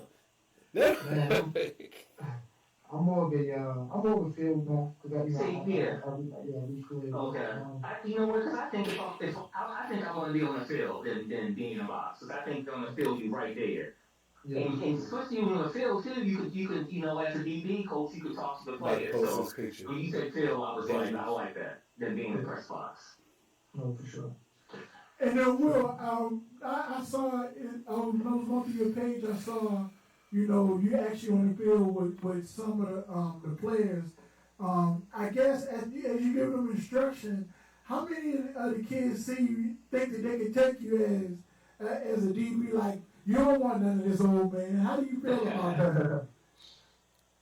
I'll tell you this, man. I'm not far removed from that age, man. So it's so much out there, man. To where like, see, I love that. Yeah, they know. It's like it's one of the ones, man. Like if you know, you know, and everybody know, man. I'm a extremely humble guy, man. I really don't, I never really mentioned football to them about my playing days at all. But if they ever mention it to me, then I'll talk about it. You know what I'm saying? Right. Okay. I love that. And what about your off the field focus? Do you talk to them about what it took for you to stay focused off the field? Yeah, for sure. And a lot of them feel me, honestly. Like, I'm one of them people, and just like most guys, man, who have an authentic kind of feel to them, like, they don't gotta tell you a story for you to feel the story. You can feel it before you say Yeah, I love that. You want a person, you gonna know, like, he come from this. I can just tell how he carry himself. Okay. Like, you know what I'm saying? Like, I'm not the type of guy, man. Like, I take it dead serious, man. I know, like, it's an everyday thing. This don't happen all the time, and I'll never mess it up. You know what I'm saying? Right. Yeah. So, I have a question. Oh, yeah. I was oh, Lord. to you for $1 million, man. Hey, Will. Gosh, it's just been, you had my dreams on. Mute his Because, ass. like I said, it's like I've been a Viking fan since '73. We know. And, you know, huh? We know, bro. Let me ask you a quick question. So if you're prepared, I'll use Lamar for an example. If you're gonna play the Ravens, how would you get your team ready for Lamar? Like, what would you plan for that week? Yeah, I mean, every week follows a protocol, and I think you always ask specific when it's a guy like Lamar. So, like, for example, throughout the week, man, we have it's always a structure at every place that you go to. It's gonna be like, man, on Monday and Tuesday, you're gonna be like first and second down plays, and as the week goes, like first, second down, third down, play the week, all that stuff. Just situation about football, red zone, goal, all that stuff. But then you're talking specifically about a guy and their weaknesses. So then you kind of watch Lamar and say, hey, he does a good job, man, of making explosive plays to his right. Right, so we'll take away the right side of the field from him. Or we'll rush him from the right side, so we'll scramble to his left hand, which is non-dominant throwing hand. Just like little things like that. And honestly, once a great player like Lamar, you're not going to stop him, you're just going to limit him. You want to say, you know what? You know, and that's how you get a Lamar. Because nobody's going to walk to the stadium like Lamar going to throw for 0 yards and 0 passing yards. You're not going to throw to the amount you want to throw to. You're not going to throw it when you want to throw it. You know what I'm saying? And you just force Lamar to get greedy, man, and make him pay for it. I love it. Wow. That sounds definitely like a good plan. Because Lamar still is a beast. And, I mean, even though he's 29, 39, I still think Lamar is still in his prime. Yeah. I really do. He's just amazing. I've seen him play one time his second year against Tom Brady, and the T-shirts, he was great. And then I'm on the 50-yard line, and it's like when you're that close, it's like he plays at a different speed. Yeah, for sure. He's just unbelievable. But you can watch him on TV, but to be up close and personal to watch him play, I couldn't believe. But other than Jefferson, he's my second favorite player. You know. And bro, did you get the picture I sent to you? No, I didn't get it yet. Where you sent it at? I sent it to the 660 number. 41060. Those. Yeah, don't say your number. Yeah. But I sent it to you. No, I don't got it. I don't got it. Send it to Oh, you better text him. Yeah. Yeah, text him. Don't say it. We got. I did. I sent it. We have four people, but they crazy. Somebody already asking for you to send a headshot. Was that Melissa? Can I have a signed headshot? We ain't never had that. Nobody asked us that for that, have they, Rock? Yeah. I just now text you the number. You get it? You get it yet, Rock? Yeah, that's where I sent it at. Yeah, I don't got it. Maybe send it to the gram, and I can look at it like that. I'm ready to send it to you. It probably won't come through because I'm on the phone. Maybe I don't know. Yeah, I'm ready to send it to your Instagram right now. Yeah, because I tell you what, man, I got a lot of my trophies and stuff like that, man, but I don't got a lot of pictures from all these, man. Yeah. I got a bunch of Christian 10 Cowboys trophies, though. I have somebody asking for a signed photo, man. Do you do that? If they feel like I'm like, you know, I don't know, man. I view myself as a regular guy, man. I don't, you know, if they feel like it's that important, man. She just asked. So I'm assuming she Googled you and whatever. She's like, "Can I have a sign?" And I'm like, "I'll ask." And she's like, "Please." Okay. She's saying please. So Yeah. oh, wait a minute. I ain't see this one. So Melissa, Right on this screen, I remember this team, boy. I will try Melissa. So you got it, huh? He's got it. Got it. Yeah. Yeah, what you I said. sent him a picture of that championship team. Listen, That's funny, man. out of every kid that was on Can you hold it up in front of the camera? Is that when you go ahead, say what you actually? out of all the kids that was on that team, man, Mhm. listen, we had maybe one kid that shouldn't have been on that team. Everybody else was a baller, man. Can you see it, Troy? Yeah, you put it up closer. Oh, that's what? What's his number? What number? Number 10. All right, I'm gonna do it. I'm gonna get it. I can grab a still shot from that. That's. Look at you. Look. Will. I gotta say, bro. Considering who your first coach was, you come a long way, bro. The odds was against you. I love it. So I'm like, I look. You a fighter. Let me tell you how this man. No, you know what? I'm gonna tell you this. So I was telling Coach Rock this the other day. I Coach was Rock. like, man. Okay, this what happened, right? I work for the Vikings now, so everybody like, man, he probably don't even think about. I think about my childhood, man, more than I think about probably anything, man. Like, Wow. because I'm telling you, what happens is when you're a child, man. I realize this now as a man. And I look back and go back and try to look at youth games and young kids, stuff like that. And when you feel like a champion at a young age, man, you got a real shot. And I'll tell you what, Coach Rock feels like a champion, man, like he really did. So, Thank you, bro. Thank you. you know, that trajectory after that, man, it gives you a shot. It don't guarantee you anything, but it gives you a shot to take off, man, and do your thing. So I appreciate you for that. I love it, man. I'm gonna tell y'all a secret, man. The age group where he started with me was 5'7", and when we had conversations about it, everybody said because they were so young, they was looking at it like a babysitting gig.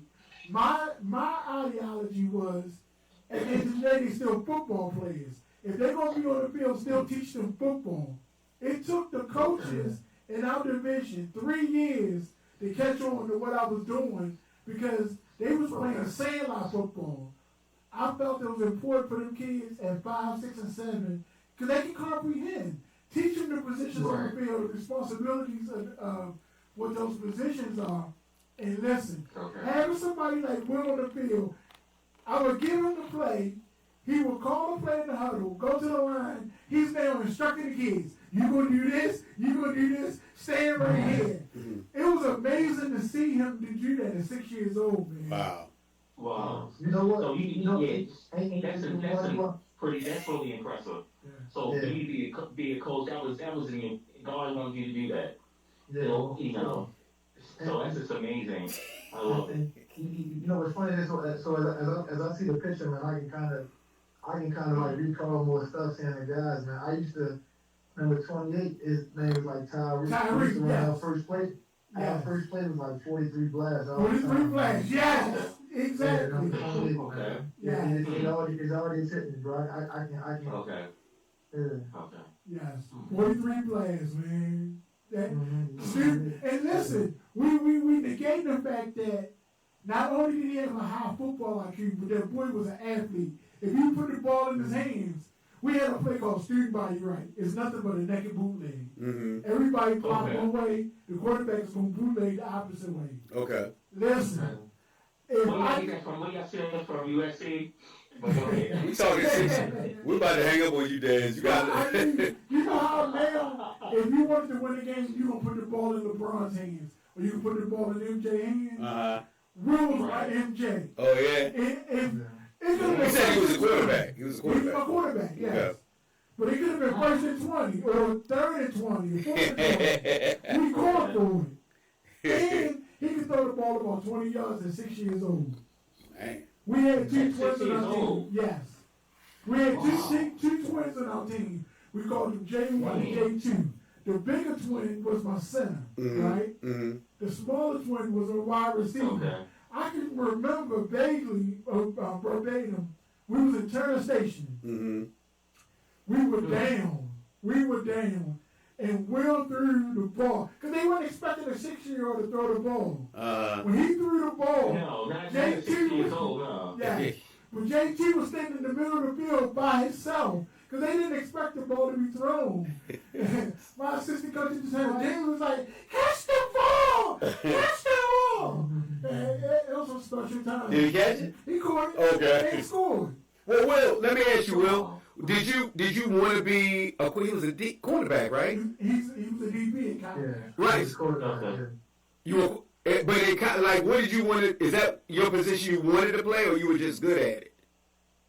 No, see, it's tough to answer, man, because I feel like, this what I really, this kind of my calling card in life, man. Like, when you come from a place of like, of not having leverage in life, a Baltimore City guy, that type of kid. Right. You're not always able to pick your passion, man. Sometimes you gotta pick what's gonna get it done. Okay. I think some people fall victim to like, man, I want like, and I heard a lot of guys say this, man. It's like, like I became a successful baker, man. I ain't even like baking. It's just that's what was gonna feed my family, and so I got a passion for taking care of my family through whatever I gotta do, whether that's quarterback, defensive back, center, O-line, you name it. If I can take care of my family, I'm gonna do it. As long as I'm not compromising my moves, like, you know what I mean? So, I guess to answer your question, man, I can't even tell you what I want. If I had to choose, like, as a guy playing Madden video game, I would put myself as a quarterback. Okay. But in reality, like when life starts to shake down, and you can get to this spot, you ain't thinking, you just like, man, get me in the door. Okay. So get me in the door. I don't, you know what I'm saying? Okay. And I'll make my way from there. When you was at Calvin Hall, you played for Coach Davis, correct? Yeah. How was your relationship with him? Real tight. That's my guy. I actually went to a clinic and he cried, man. I just seen him like really 2 weeks ago. Okay. So I went to a clinic with him. He was in Orlando doing a football clinic. Okay. I also lived in Orlando 2 weeks ago, and I popped up wanted to see him. He was trying to tell me the story. Like, man, this guy played for me, woo, all that stuff, man. So we tight, man. He gave me a shot. I was a basketball player in high school, Right. and I didn't even play varsity till I was a junior because I was a basketball player.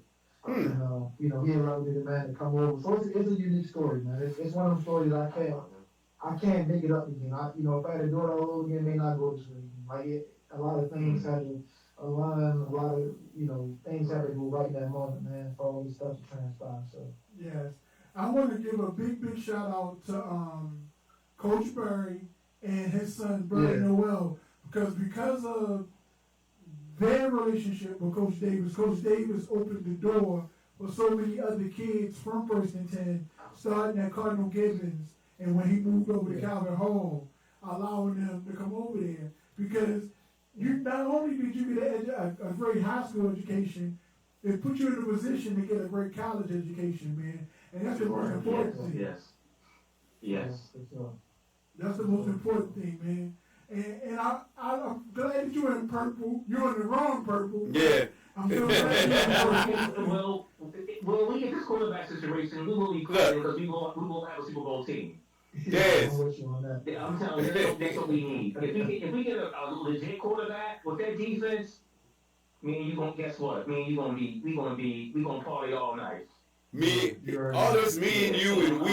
They definitely are for quarterback. They are legit Super Bowl contenders. Yeah, I agree. There's no doubt about it, that team. And then you figured, that division's, but they beat Detroit twice. They beat Green Bay. They beat Chicago. He got calmed down. He got calmed the fuck down. He should have beat the Ravens, but the quarterback didn't play that good. So we're legit, Will. Hey, Will, don't let him talk you into that. You were great. And like I said, you were with a great organization. Yeah. Breathe. Somebody asks, is he breathing? Breathe, doesn't it? Yeah.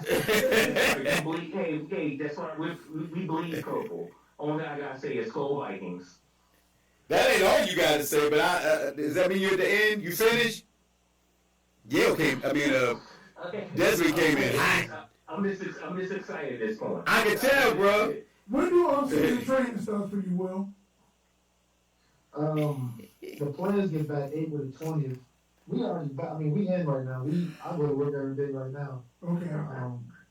And so right now we doing what we call South Scout, and South Scout is us watching, our defense from last year, figuring out, our team was attacking us, but more importantly, why they trying to attack us that way. So will you Lord, bro. About the combine, Let him finish. Right. Yeah. Okay. Let him finish. So when y'all have your coaches meetings, Will, are you taking instruction, or do you have a verbal input? Like, did the coach actually listen to what it is that you're seeing, or you got to solely rely on what it is he's seeing? Yeah, so I mean the defensive coordinator Brian Flores, he the boss of the room. Like it's really his show. And his job is to delegate stuff to all of us. So like all of us got different projects to do. And what we do is we all present those projects to each other, which also gonna be presented to the players. So he gives us the projects, we all go do the projects, then we present it to each other as a coaching staff. Okay. We critique each other on those deals. So they make it perfect. So because once it goes to the players, it's considered law. Like you can't mess up. You can't have a tweak in front of the players. It's got to be perfect once it hits them. You know what I'm saying? Okay. And so to answer your question, man, it's kind of like that. One guy hits the table, Brian Flores, the highest paid DC in the game. Yeah. Gives us the instructions, and then we cover duties, man, and then we report to each other and the players when they come back on April 20th. Wow. All right, and then answer this. Right around the corner. If you're on the field and your corners are getting cooked all day long, man, who makes the adjustment? The defensive coordinator, or is it your responsibility to make sure that the proper DB is in place? Yeah, no, it's DB coach. The coordinator just calls the club. He doesn't coach anybody specifically. He coaches the coach on whatever. He'll just kind of communicate with you as far as like whatever he needs to say. But the guy on the field will be coached by that position coach. Okay.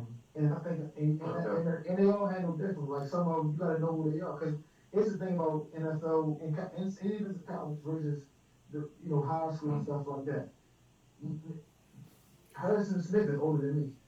Think about that. So like imagine coaching a guy older than you. You know what I'm saying? So it's and how you handle these guys is a certain way. So you gotta talk to them. In high school, a coach is above the players. He talks to the players. Okay. In the NFL, we talk with the players. Most of them make more money than us. They, probably been in the league longer than us. Probably had more leverage on than us. Like they can probably get us fired before we get them cut. Right. I mean, Harrison Smith would tell the owner right now, hey, I don't like that coach. They would probably fire the coach. Right. Like, you know what I'm saying? So I guess my point is, man, like you gotta know who you're dealing with and how to handle it. Right. You gotta be able to command without belittle. Yeah, I love that. You know what I'm saying? You gotta have that balance. Like, yeah, I am the coach, but I also know you gotta know who you're dealing with. But to answer your question holistically, man, it's definitely position coach now makes for adjustments. Can I ask you a quick question, Will? Two questions. I'm gonna try to get them in before Desmond says something. Are we able to speak to you during the season, during football season? I won't hold you to it if you say yeah. I'll be honest, like I haven't gone through a season with him yet, so I don't know what the schedule like. You know what I'm saying? I wouldn't know yet until I go through it. So we have that's my fourth day on the job. The last thing you talked about the season, man. Well, it's about the draft right now for us. I got you. The reason I'm asking is because I was looking at common opponents that we have. So I'm like, if you play a team before we do, we may need to call you and get some tips. You know what I mean? That's the only reason I'm asking. Well, I tell you this, man. The one thing, from a confidential standpoint that I know I can't do, man, is I can't talk about schematics and stuff like that. Once the season comes. No. I mean, but like what you saw in, like the, do we play the Falcons? I'm looking at some of these teams. Like we play quite a few teams, but if you go, yeah, maybe you can't. Right. But you can say, look, watch out for. Well, I don't know. Yeah, we'll call you privately then if you can't do it, and then I can say an unknown source told us. We can do that, man. We'll work that out, man. So we're gonna let you get out of here soon because I know you got an early day in the morning. But before you go, man, if you had to pick being on the sideline giving instructions or being in the middle of the field taking instructions, which one would you rather do? Yeah, that's an easy one for me, man. It's an easy one for me. I'd rather be given. I'm gonna tell you why. Okay. Because that's gonna shock you, right? Because everybody want to play the game. I want to play the game, of course. You know that. Right. Okay. Being a player is short-lived. You know what? I was going to say. Hold up, Dez. What? It's like 3.5 years, 4 years? Oh, my God. For a football player, right? Okay. Let him finish, Dez. Let him finish, Dez. Okay, I'm just excited, that's all. Yeah, so just thinking about it like this. Harrison Smith, the safety on the Vikings, is the longest tenured player on the team. He like in the NFL, he considered a dinosaur. Harrison is 37 years old. So Harrison got to live I'm about to make you hang up. to the time he is, whatever. Right. And he's got enough money to live out there for forever. But as a coach, you can do this thing to you. You know what? I was already saying too. Right. Don't say it. He should be a first your body and all that kind of stuff.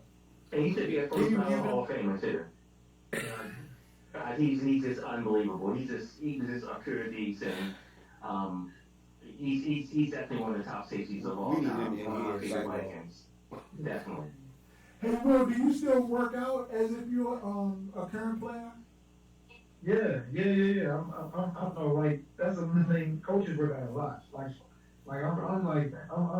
I'm stronger than I am. I'm stronger right now than I was when I was a player. Wow. Yeah, like this year. Yeah. I coaches like that's a big because the stress levels is built up a lot from working. Okay. So that's our way to really stress, man. So we typically work all together. We got a morning 6 a.m. group. We run 2 miles and then we get a couple lifts and all that stuff, man. So. Okay. Well, now, one last thing, man, and we're gonna let you go because I know you got to get out of here. You got a busy day. I really thank you and I appreciate you. Yes, sir. For calling in, Will. Yeah, thank you for everything. It's been a pleasure meeting you. This is the first. Desmond, calm down, Desmond. Calm down for a second. Okay. Okay. I want to publicly say to you, Will, if you didn't hear me the first 30 times, I said it. I'm definitely proud of you, man. And we knew that this day was going to come, whether you was talking in a helmet or putting the helmet on, man. I'm definitely proud of your accomplishments, man. And I look forward to many more. And whether we got to get on a plane, train, or automobile, I promise you. Oh, yes. We're going to get at least 2 games this year. I want to, you come close, we're going to take a road trip, and I do want to come to Minnesota this season before the season is out. Being an avid football player, will make it happen, you know? And count me in. No, because we can't get a word in if you're around. Hey, quick question, Will, do you keep up with baseball? You an Orioles fan or no? No, I don't keep up with baseball. I'm an Orioles fan. I don't keep up with baseball. I like Orioles fans from Baltimore, man. That's what I'll take it. I'll take that. But I own Washington. Okay, but I'll take that, man. That dismisses the Calvin Hall thing. I can go with that. Yeah.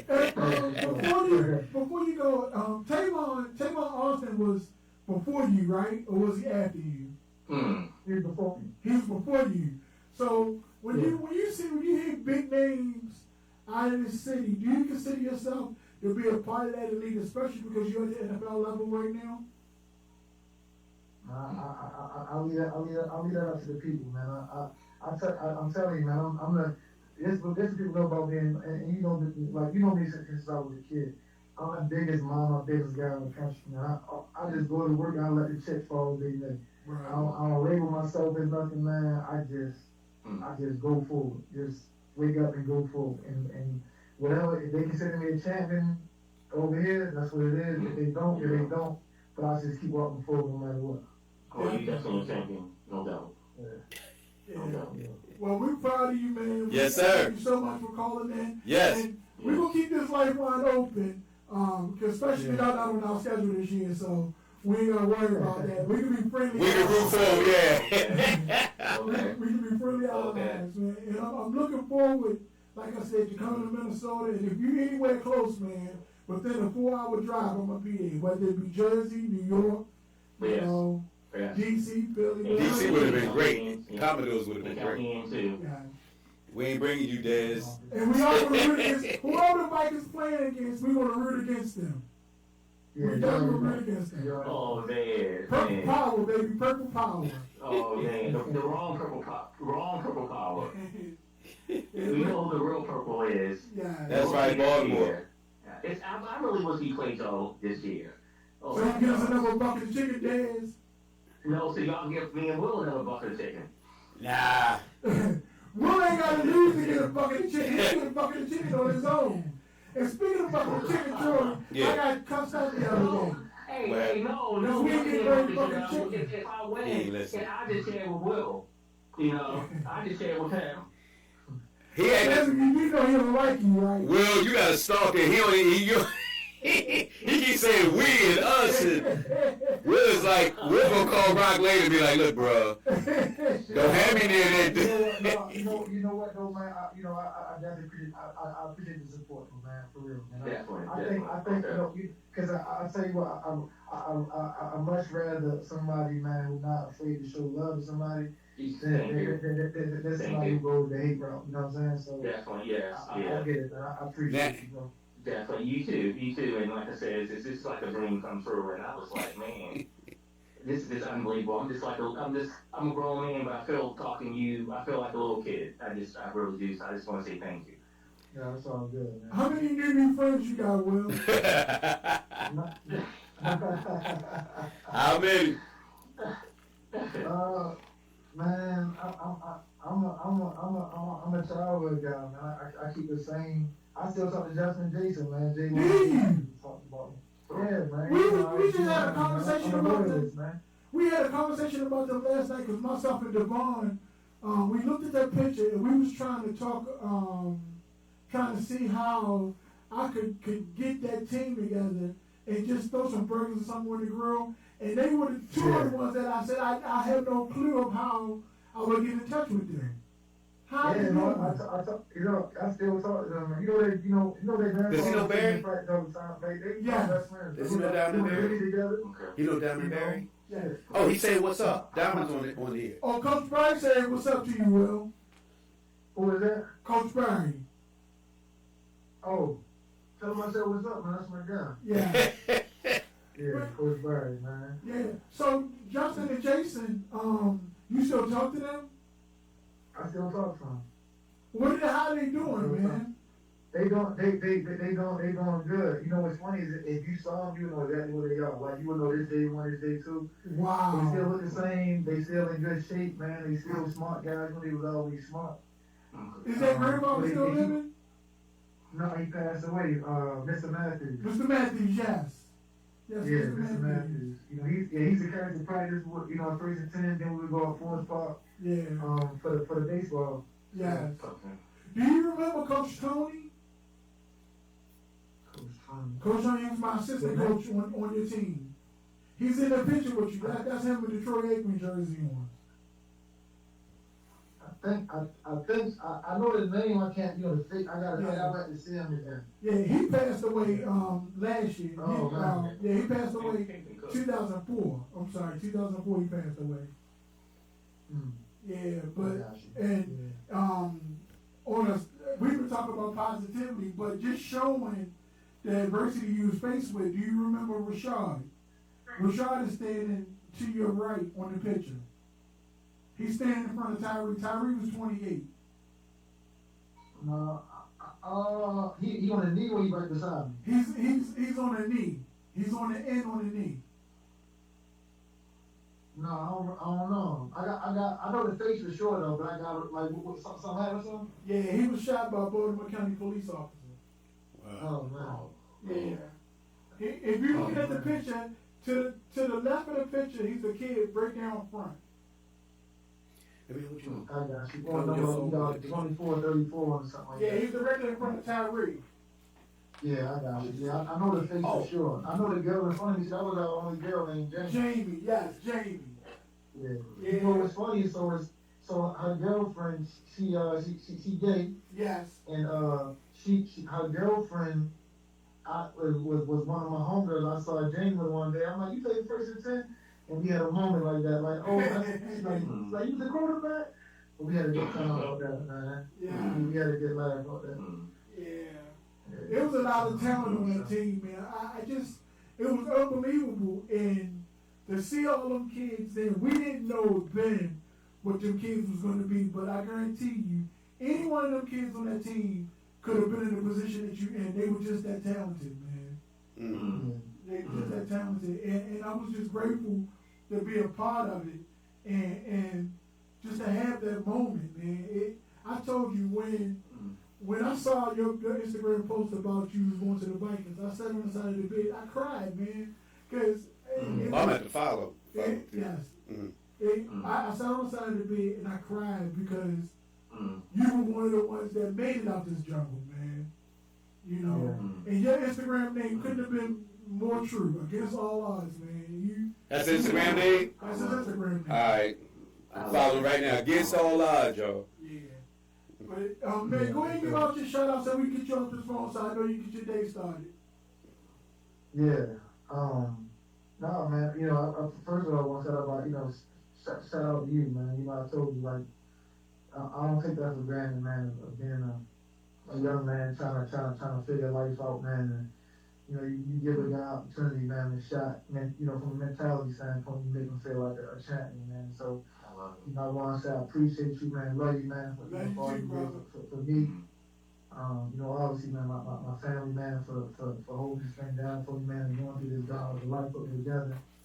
Appreciate, you know, the show for having me on tonight, man, and giving me a chance to have the platform, man, and kind of speak a little bit, man. And so, yeah, just, you know, I appreciate it. And what we're going to do, man, we'll be talking more offline. I'm going to see if between you and Devon, because he's pretty connected with all the kids that was on that team too through like Instagram and things like that. So in the coming future, man, maybe sometime this summer, I'm going to see if we can try to get all of y'all together, at least majority of them, you know what I mean? And try to celebrate the positives and overlook the negatives. Yes. There you go. I love that. I love that. So that'll be cool. I look forward to that. Tell Devon I said what's up to, man. Yeah, well, he's listening now. He's definitely listening now. Oh, yeah, okay. Yeah, he's listening now. That's my, He's still trying to live his field of dreams. He playing flag football now. But he's also in the process of trying to revive First and 10. So that's what he's currently doing. Yeah. Okay. He's currently, once he gets it up and running, man, I would love for you to come back and speak to the kids and let them know that that's where you started. So he's in the process of trying to revive that as we speak. Yeah, that's all it is. Barry says. All right, man, we won't let you go because if we keep you waiting any longer, Dad's going to be trying to get your phone number. Yeah, we gotta go. He Googling everything. It's all good, man. It's all good. Yeah, well, definitely. You too. This is just so wonderful and definitely, and you know, like I said, you have a bright future and go Vikes. That's all I can say. Skull. You saying too much. Yeah. Don't. You hurting my speakers over here, Desmond. And this is the only time you gonna hear me say it. Yeah, but that's because it ain't football season. Right. So go Vikings. Yeah. We're gonna let that play. I'm gonna edit that out on YouTube when I put it on YouTube. I had a ready for you, Coach Rock. I'll wait just because you gave it to me. Yeah. I won't wait on Sunday though. It won't be on Sunday. Yeah. I'll wait. A jersey? Yeah. On Saturday. As long as it's early in the season. No Saturday games. Yeah, for sure. Yeah. That's all right. I appreciate you, man. Thank you so much for coming on, man. Thank you. This has been a thrill of a lifetime. Thank you so much. Yeah. Appreciate y'all. All right, I'm reaching out to you, man. You too. All right, cool, man. Pleasure to meet y'all. All right, now. You too. Take care. All right, Coach Rob. All right, man. All right. Jasmine, Yes. I need a bucket of chicken now. I need a bucket of chicken, Jasmine. But you know what? After getting him on on the phone, I might just slide and bring your Troy a bucket of chicken, because when Troy was like him, and then it's like I'm a big Vikings fan, but I didn't even know he was their DD coach. Yeah. And I was like, man, I want to go home and do my homework and know a little bit about him. The major thing is he's from Baltimore, so Yes. it's amazing. Let me say What something. are the chances? Hold on, Dez. And he's from Baltimore. Let me say a couple things. Oh, wait, man. That's amazing. Yes. Okay, hold on, Dez. I'll say that for a couple minutes. Wait a minute. So first thing about Dez, the first time, I'm going to say two quick things. First time, like Dez coming on the show, man, I don't know what to say. I don't know what to talk about, and we can't stop him every time we play here. Then secondly, right, so then I text him, I say, hey, call in. Will Johnson from the Vikings is on the phone, right? He's like, never heard of Will Johnson, right? That's what he said. So, no, be quiet. Let me say, he went, Dez, quiet, don't say nothing. So it's like, he made it sound like he was going to call in, see like playing. So I'm like, he just got hired as a defensive assistant coach 4 days ago. He popped right on, and then we couldn't stop him. He goes from, I don't know who he is, so I can't stop talking, man. Dez, we gotta have you in the studio. This is amazing. I was like, what? I said, you know what? I said, I'm calling this number. We can't have you on the phone no more, Dez. You gotta come in. Now I know why you kept saying, call Dez. I know why you kept saying it now, but Dez gotta be in the studio where we can control him, man. We can't. He can't hear. I know. It was, you know what? This is. I love sports. I definitely like to be there, but it's definitely my comfort zone, because even at my school, I work with special need coach, and every special need kids, and every day I do assignment on sports. So, I might talk about the Orioles, the Ravens, the Vikings, who knows? And so I really enjoy doing this. It's just so much fun, and it's something I have a love doing. And I think eventually, once I retire, I would love to coach. I think I really would do that. But sports has always been a big part of my life. Well, I'm glad you had the opportunity to meet him, Dez. Oh my gosh, yeah. And if I get him in town, I promise you, I'll get a face-to-face meeting with him. Make sure he has security. Oh, okay, yeah. Will has to have security. He's a wonderful kid, man. I told you, at 6 years old, we knew he was something special. You saw it then, man. Wow. He was unbelievably talented at 6 years old.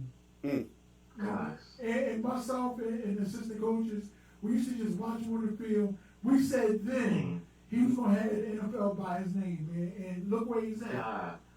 Look where he's at. Yeah, and I'm saying, your boy. That's saying a lot at age 6.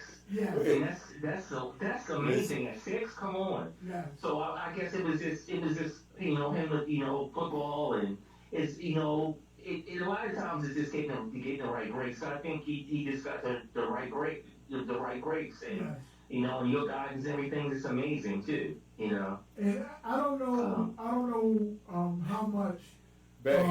What Barry say? Barry's like, I want my chicken. Yes. Somebody to call in. He's saying extra spicy, extra crispy. Tell Barry to call in. Barry, call Rock. Call him Rock's number. Yeah.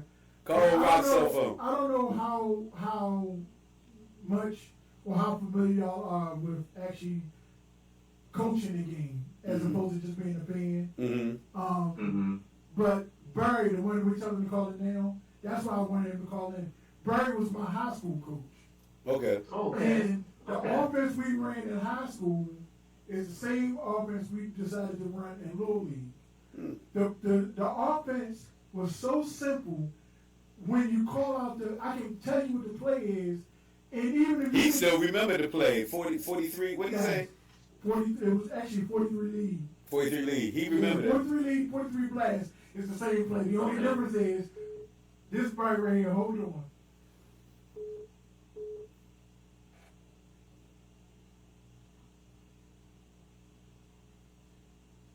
Barry, are you there? Yes, I'm here. All right, let me finish.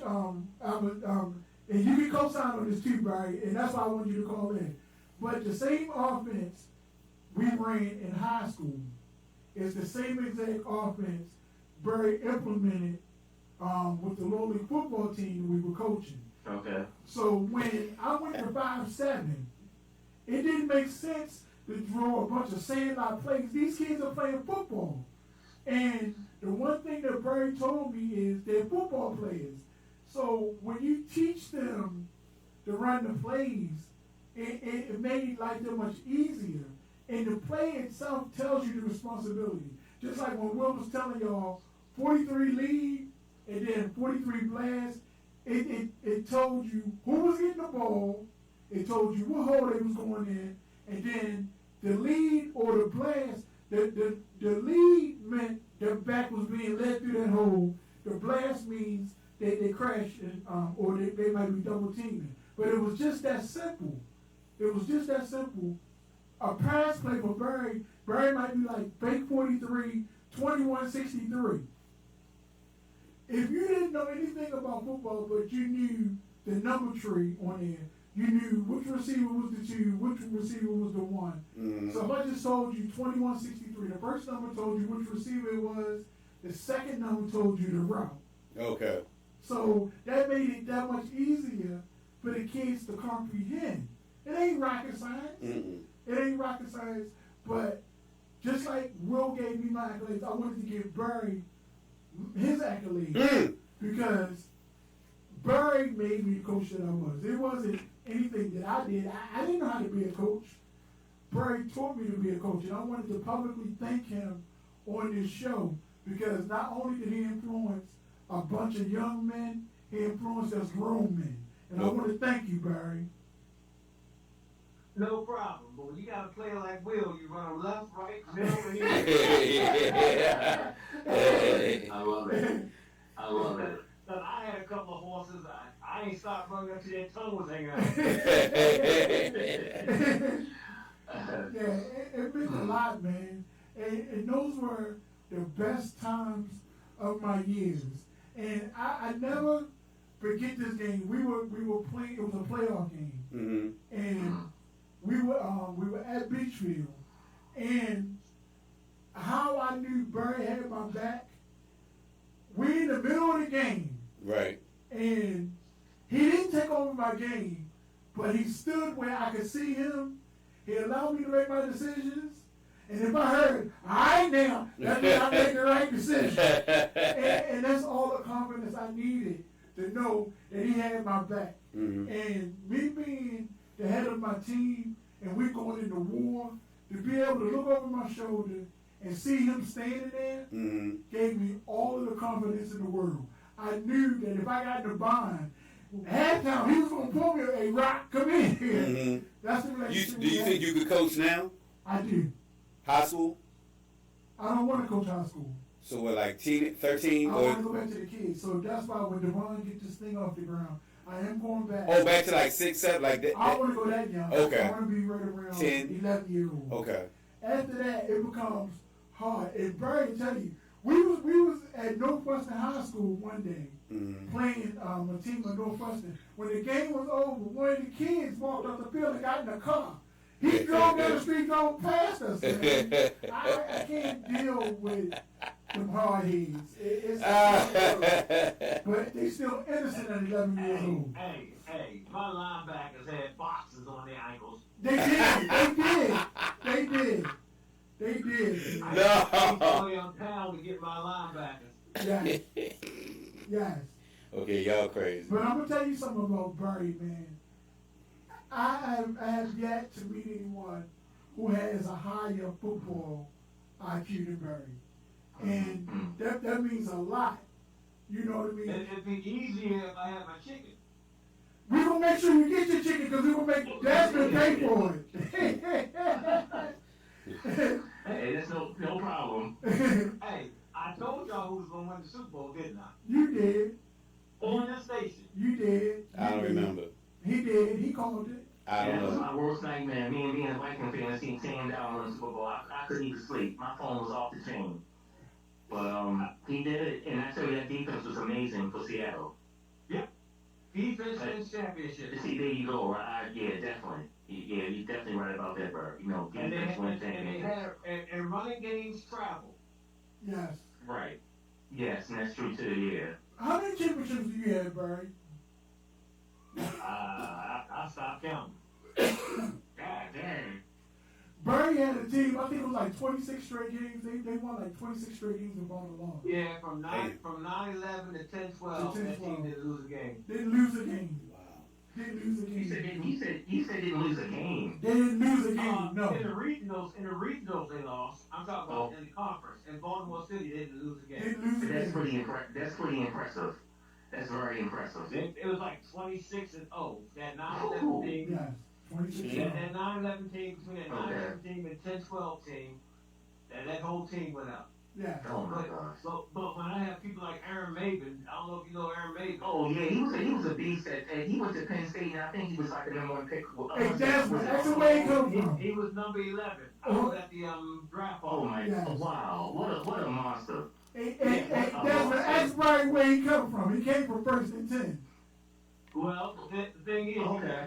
he came to the organization saying, I want to play quarterback. I said, no, son. Can I play running back? No, son. Can I play this? I said, no, bend over. Bend over. Yes. Bend over. Bend over. He played guard, and I'm the one that put him at defensive end. Defensive end. Yes. He played guard, defensive end. Nobody was coming in that end. And that double 41 in the wishbone, running behind that big ass, yeah. Man, what a monster! What a monster! Yes. Yes. So, yeah, you just gotta have a tailback and a good guard. You run up the middle all day long. See, there you go. Right, like you said, the bottom line, you still gotta be able to run the ball. You gotta do that. If you can do that, you rest the defense and everything, and you can just chew up the time. So you gotta be able to run the ball. Yeah, you gotta be able to do that.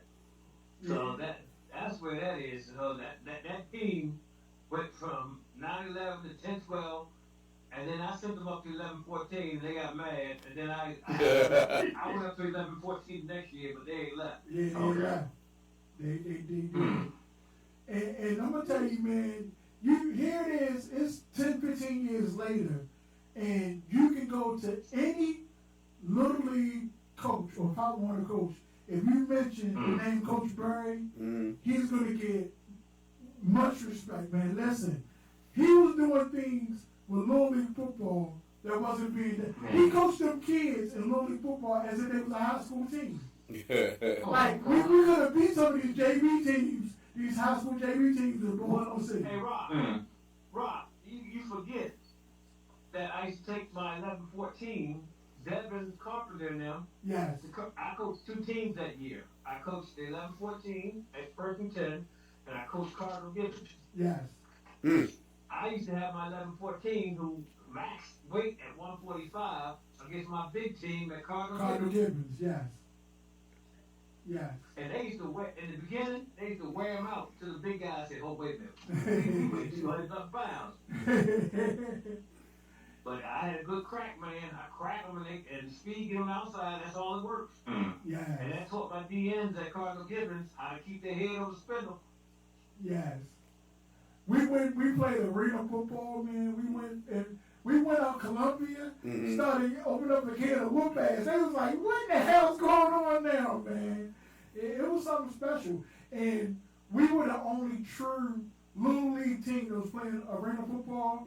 All the teams that was playing in that arena league, the coaches were taking their high school players and get them off-season playing.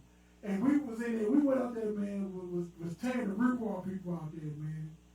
You know, and a lot of it, most of it was talented kids, but Barry put the best out them kids, man. He put them kids in the position that they needed to be in. You just had to trust the machine. Well, it's called a 3-phase program. If you can't run through them, run around them. If you can't run around them, you can't run through them, throw over. Over top of them. Over top of them. Okay. I like that. Yeah.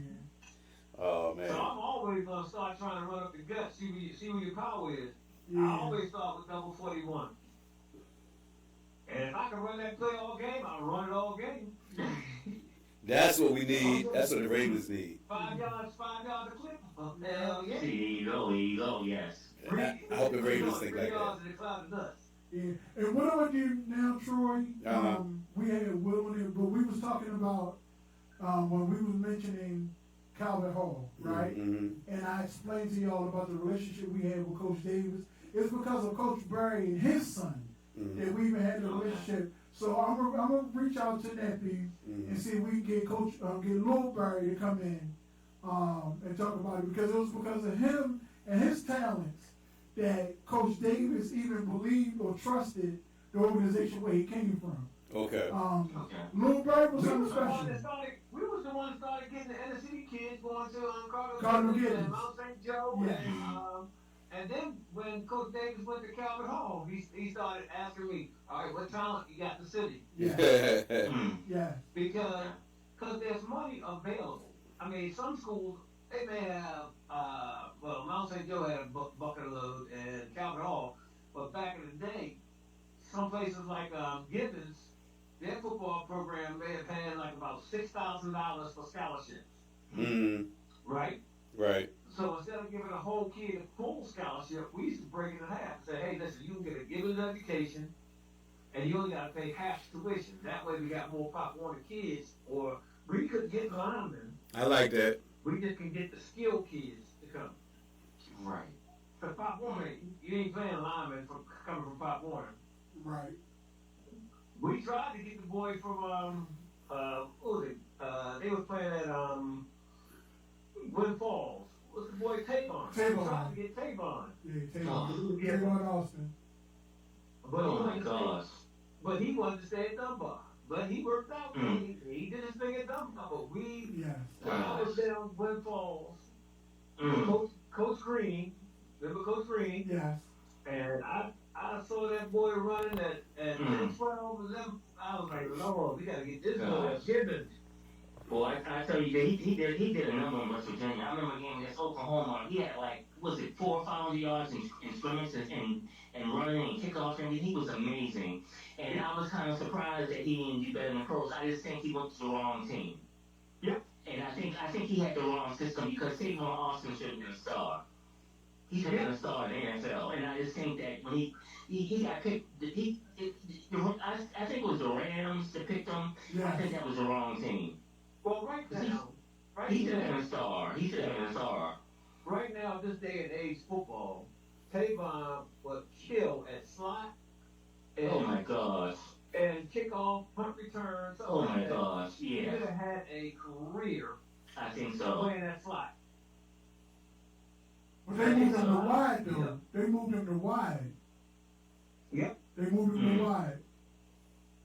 And he's not that tall Yeah, of a I think kid. yeah.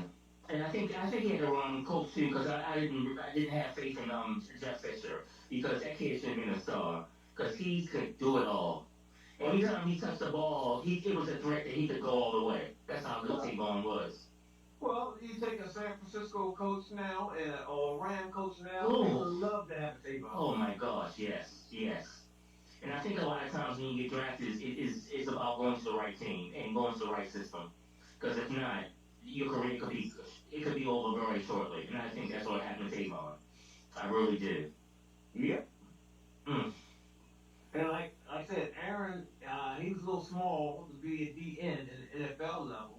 He had the speed, but he couldn't match them 350, 375. NFL. Yeah, 350 and 375.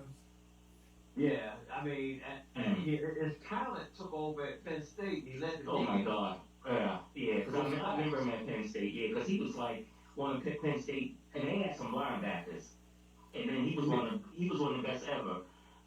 He was a beast. Yeah. Oh my Yes, God. he was a beast. So 1st and 10, those like our two famous kids that came out of the program. Sure. Yeah. Yeah. Boy, I seen a lot. Something special, man. It's something special. And Wow.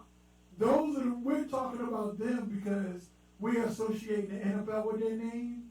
But I'm gonna tell you, man, it was a lot of talent. And if I had to pick, if I threw a dart to pick anywhere I wanted to coach, I would go nowhere else other than First and 10. And I've coached at 2 different organizations, but First and 10 by far is a first-class organization. That's always going to be home for me. Well, in the summertime, right before school started, Rocky, you remember me telling all age groups, 5-year-olds to 14-year-olds, that the day of the dumb athlete is over. Yeah. No longer, especially as a black man, no longer can you go anywhere without an education. Sure, they can try to hide you in JUCO, but there's minimal. I mean, you have to be 6'4", 240, you run a 4'4". You come out of JUCO. Yeah. So I'm saying, all the kids, you need to let them know. Education and talent can take you somewhere. Definitely can, yes.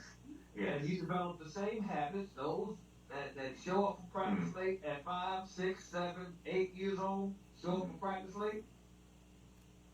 Those are the same habits that's being reinforced if you don't say anything to them. See, that's true too, yes. Yes. And you see some of the college players, they falter because they come to practice late. They do crazy things. And then what happens, if you're not on the field, you're not going to be seen. Yeah, that's true. That's right. And I definitely commend, bro. We've had countless conversations with parents. Like, I mean, we understood. It was about X's and O's for us, and yes, we wanted to win. But for me to come in there and say that we truly cared about them kids, we truly cared about them kids. We really did. It wasn't, what about what you going to do for me on Saturday? I followed Barry's example. Barry used to have this band he used to call it the slave ship. Because after Friday after practice, he got 10 of them kids and they're going to his house to spend the night so we can have them Saturday morning for the game. Okay. And that started a ritual and routine with the coaches and the organization. Rock, you forget I had a wife then that was part of the program because you and I had the DJ on Friday night. On Friday night, so she was feeding them kids. So I left her down there. I left her with the 10 kids. Yes. I just threw people down the basement. Yeah. And let's go, Rock. And the jug of juice. And the jug of juice, man. And then when the 14-year-old started getting in my lick, I had to lock it up. But shoot. Well, look, we better get ready to bounce, man. We gotta get out of here, man. We appreciate it. Hey, Desmond, are you happy? Definitely. I'm thrilled to death. Yeah. It's been a great night. Hey, Barry, I don't know how to do. Are you a Ravens fan, Devin? Heck no, Minnesota Vikings, Skull Vikes. Okay. Yeah. He was sexually harassing Will on the phone. Yeah, but I do like the Ravens because Lamar Jackson's my second favorite player. First player is Justin Jefferson. So I'm a Ravens fan too. Okay, sorry to hear that. So I mean they're okay. Hopefully I would love to meet them in the Super Bowl. It'd be all purple Super Bowl. I don't like that. Well, I really don't think either of those teams will make Super Bowl. Well, we know the Commodores ain't gonna be there. Hey, if we get a quarterback, we can. If we get a legit quarterback, we can go to the Super Bowl. See what he did. Then we gotta hear that again. With that defense, oh my gosh, get a quarterback out, JJ, I like it. We gonna get one from Macy's? Sports Authority, Brian, for Sports Authority. We're gonna get somebody. I don't know. I mean, y'all got rid of the best quarterback y'all had for you're right. You're right. I mean, I thought that JJ would be okay, but that didn't work out. Donaldson, he did play well, so I just got swallowed pill. But I think, I don't know. I mean, I want to get Burrow. I don't know. I like to get Lamar. That's a dream. Maybe Matt Jones. Well, wake up, my son. Hey, somebody. Maybe Kyle Murray. I don't know. Maybe him. Somebody. Hey, Rock. I gotta keep betting him. somebody, Lord, just bring us a quarterback, okay? From somebody, just bring us that, okay? Yeah. I just want a Super Bowl. I lost 3. Well, the 4th one was 1969, but I've been paying since '73, so you gotta win a Super Bowl. At least one. I think the Ravens got a better shot of making it than the Vikings at this point in time. Well, still, we still haven't got to the draft. We haven't got to free agency, so that's hard to say. We'll see. Okay. It ain't hard. But the draft gets them youngins. Yeah. And there's nobody in the quarterback class that's still coming out that's bona fide this year. That's true too. Yeah. So yeah. Yeah. Okay. Yeah. Y'all can pick up somebody. Yeah, I'm there. Keep hope alive. Yeah. You don't hear me saying Commanders going there. We got a quarterback, but I know our team is young and dumb. Yeah, but y'all gonna be there. Y'all gonna spoil a lot of people's nights, man. So I'm actually. Yeah. The key is if you can keep Daniels healthy. That's the key. Yeah. I'm rooting for the Commanders. We need a defensive end, and we need a safety, and we need a bruiser back. I think you can. Yeah, I mean, because you figured 2 years ago you went to the NFL championship, so it can happen. That's one thing about the NFL. You can go from last to first. Did you watch the game, the playoff game against Philly? I did. They hung a double nickel on us. Yeah. That's because we played a bottom feeder schedule. Yeah. That did not expose our defense that we didn't have. We was loaded like we had a horrible defense. Well, you went to the NFL championship. You must have been doing something right. Scoring points. Yes. We averaged like 28 points a game that year. That's true too. I mean, yeah. So I ain't saying nothing. I mean, we need somebody to hold at least 17, 18. But when you give it up all them points, you can't do that. Not against a good team. That's true. But the good thing about the NFL, you can go from last to first. And that's the one thing about the NFL. It's not like baseball. In the NFL, if you draft right, you get the right players, it's no telling how far you can go. So you being Commanders fan, keep hope alive. Okay. Oh, I'm gonna keep hope alive, but Okay. Other than Dilford with the Ravens, all other quarterbacks have been celebrated quarterbacks, whether they be first going to the Super Bowl, whether it be first round picks or proven winners. Right. So you need a quarterback. So Definitely, yeah. You gotta have that. I mean, especially with the way the NFL. I mean, because in NFL it's so hard to have good defense because of the rules. But that's the one thing about the NFL. You just don't know. You never know. Stop the run the ball. Yes, that's true too. Yes, if you can do that, you can be very successful. All right, Rob. Alright. Thank you, big brother, man. I definitely be reaching out to you, man.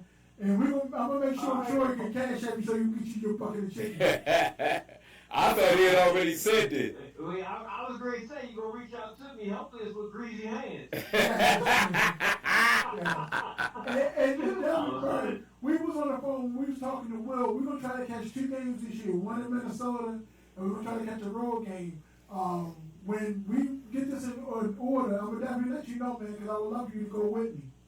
Definitely, yes. All right, well, let me know. You know, I'm not in B-Ball no more, so... You ain't got no job, though. No, that's true, too. That's true, too. I don't have to work no more. Yes. So we definitely going to try to catch 2. I want to catch 1 in Minnesota to see exactly where he's at, and then catch a road game that's close. That's not that far away. A couple hours drive away. Okay. And Troy, Yeah. you're invited in May to come to Memphis in May to cook out. For his birthday. Oh, I would love to, man. Troy is something special, Troy. I've only been through Memphis. I never stayed there. I've driven past. Hey, Troy is something special. Well, since I used to do a cookout in Baltimore, we used to have like about maybe 350, 400 people at the Legion. God. Birthday cookout. So right now, last year I think I had like 70 here. Oh, now's the time to go before it gets So- crazy. All right, man. I would love to come down. Well, Rock got the information. You can, Yes. you can book your hotel. Okay. And all that type of stuff. Friday and Saturday is pretty chill. I let the people come in town and they can go visit Memphis, I'm actually in Olive Branch, Mississippi, outside of Memphis. Okay. But it's like in 30 minutes you can visit the museum. You can ask Rock. Yeah. Rock Okay. knows all about it. Yes. I would love to do that. Okay. And then Saturday night we get together, smoke stogies and drink drinks again. And then Sunday is the big cookout. All right. So I need to take off Monday too. Yes. That's So what's I'm up. not going back till Tuesday. That's when most people fly out on Monday. Yeah. Like last year I flew on Tuesday. I stayed till Tuesday. All right. I need to work on that then. Big bro, do I need to bring my laptop? I see all the other DJs you're inviting now. Do I need to bring my laptop? Well, the shed's gonna be open. I'll let the shit run. So, I know that you need, your greasy fingers. I don't want them mixing that. Because I know you'll get your eat on. Yes. The food is remarkable, man. Listen, he spares no cost with the food. We're talking ribs. You think Yale can talk about some brisket? Yale can't compare to this menu, man. No. This menu is off the chain. All right. And then he's from Baltimore, so I'm a big brother. He came in with a big old case of crab. Oh, shoot. On a plane. How you do that? He was Oh, on a plane. Those crabs are for me, though. Oh, shoot. okay. Oh, I okay. can serve them.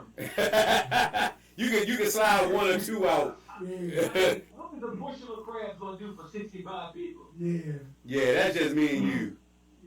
Look, I try to pull a Desmond. I put them crabs on ice, and that I think that we ate them that Monday or that Tuesday. That'll work. That'll work. All right. Yeah, but we gotta get out of here, folks. We've been away long enough, man. Yeah. Desmond, you owe us another bucket of chicken. It sounds good. Just let me know. Next week. Just give me a heads up and I'll Next week. And the next time we tell you come to the station, Desmond, come to the station, you don't know what your surprise gonna be. You know what? This was a great surprise and it's been a great night. Yes. Go Vikings. From Rock, before you bet them, check with me first. I definitely will. Because then they be owing you some chicken. That's right. We got even bro, we got even us to do. I'm 0-1. I gotta get this to 1-on-1. So, I gotta even the score. Now. I'm 1-0, and without chicken right now. So I'm looking to go 2-0.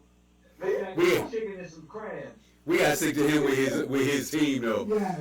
That's the only reason he snuck through. All right, we gonna work that out. We owe you, so we gotta get that worked out. All right, dog. All right. Y'all take care. It's been a pleasure. All right, dude. Take care. Take care. Everything. Y'all be safe. All right, you too. All right. Yeah, they both gone.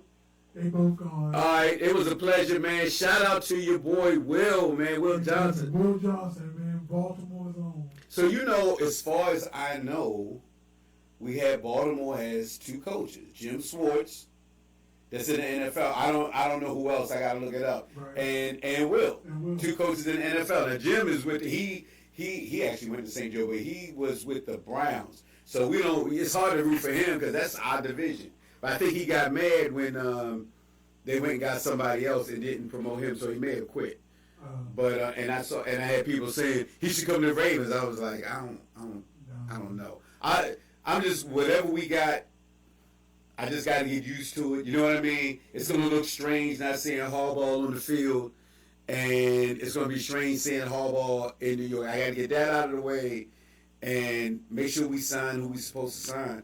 And we just got to wait for the draft now. Yeah, the night was really, really special for me. Yeah. I'm gonna say this. Maven was special for me also because when he came to the organization, I was the offensive defensive line coach. Will, that's like my child, man. I'm feeling it now, man. But when my son called me, he said, "Daddy, Will went to the Vikings."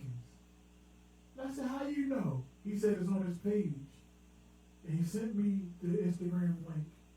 I meant to remind him that I sent the request. Yeah. But just to go to his page, Troy. Well, it's blocked. I didn't realize he had it's private. So I'll inbox him and tell him to let you in. Yeah, because I would I'm not gonna harass him. Yeah. I would have last year if he was with him last year. Yeah, like Desmond. Yeah, no, Lord, bro. I'm Yeah. proud of him, man. I'm proud of him. I can tell, man. I can tell, and he sounds like a. I like when I hear people appreciate what they went through and where they came from, and he has nothing bad to say. And it's like, hey, I'll go where the thought of him. I didn't realize. He said if the coach that went there, if he would have came here, he would have asked him to come to Baltimore, and he said he would have liked that, man. I'm like, okay, I like hearing that kind of talk too. So that's why I'm hoping, and like it's just like with LaTroy, when the season starts, and his schedule's probably even worse because, like I said, it's every day. You want to know something that's crazy? What's that? Where is Troy at right now? In Minnesota. In Minnesota. That's right. In Minnesota. Ain't that something, man? So I would love to be able to talk to him during the football season. No. Will. Okay. But I mean, it doesn't have to be. I would expect it to be this long. But if 5 or 10 minutes just to hear what his experience is like now that the season has started, and then we talk to him, after everything's over. But I would love to I would love to ask questions that I can never get answers for, like the draft and how. I would love to know what goes on the draft. I would love to, more so for the Ravens, but how they making decisions, and I would love to know what the process is for how people do stuff. And I don't know anyone. The people that tell me about the Ravens, they not in the room. Right. So, I want to know. I want to know what it's like to be. I would love to sit in there, and I would just be quiet. I just want to see. You want to see it? Yeah, I want to see the process. I'm not gonna say, I'm not high fiving. I'm just gonna sit there and be silent and just be like, this is how y'all do it. You know what I mean? So I would love to know. When you ready to come help me study? Oh, all right. I got to head up to the office now. Somebody ready to get off work. Okay. So I got to break out. But man, I appreciate this, man, and I know you happy. And April 25th. What's April 25th? Derek Scooter. Oh! Shark season, baby. Shark season. His grandmother texted me. He got in late from camp. But he's Top Rank's newest signee. This is a major deal, man. If you're not following Derek Scooter Davis, please by all means. His name is Derek Scooter Davis on all platforms. He's 10-0, 10 knockouts. Troy. Mm-hmm. We went to the fight, right? All right. I'm getting texts. You gotta. Yeah. I just want to say this. All right. We went to the fight. He's 10-0, and hasn't fought 12 rounds yet. Damn. Tell me that ain't bad. That's serious. He might have just be at 12 rounds. In 10 fights, he's only fought 12 rounds. And his next fight is when? April 25th. And we going? Yes, we going. Right. I'm going. You got to go with me. Yeah, I want to go. I got to. Shark season, baby. Derek Scooter Davis, man. 10-0. Chapter 11 is loaded right now. That will work, man. All right. Look, y'all. It was a pleasure to be back. This was a great show. A great first show as we break into year number 4. I think it's 4 years, right? Yes. We're going into year number 4. We got a lot to do. We will be back next week, next Tuesday. Unless something better happens or something special like this happens, whatever. The plans for next Tuesday, we will see y'all soon. So wait a minute, let me so y'all can see Rock. He hiding down there. See him? That's his message. All right, y'all, we out of here. Peace, y'all. I take my shot off.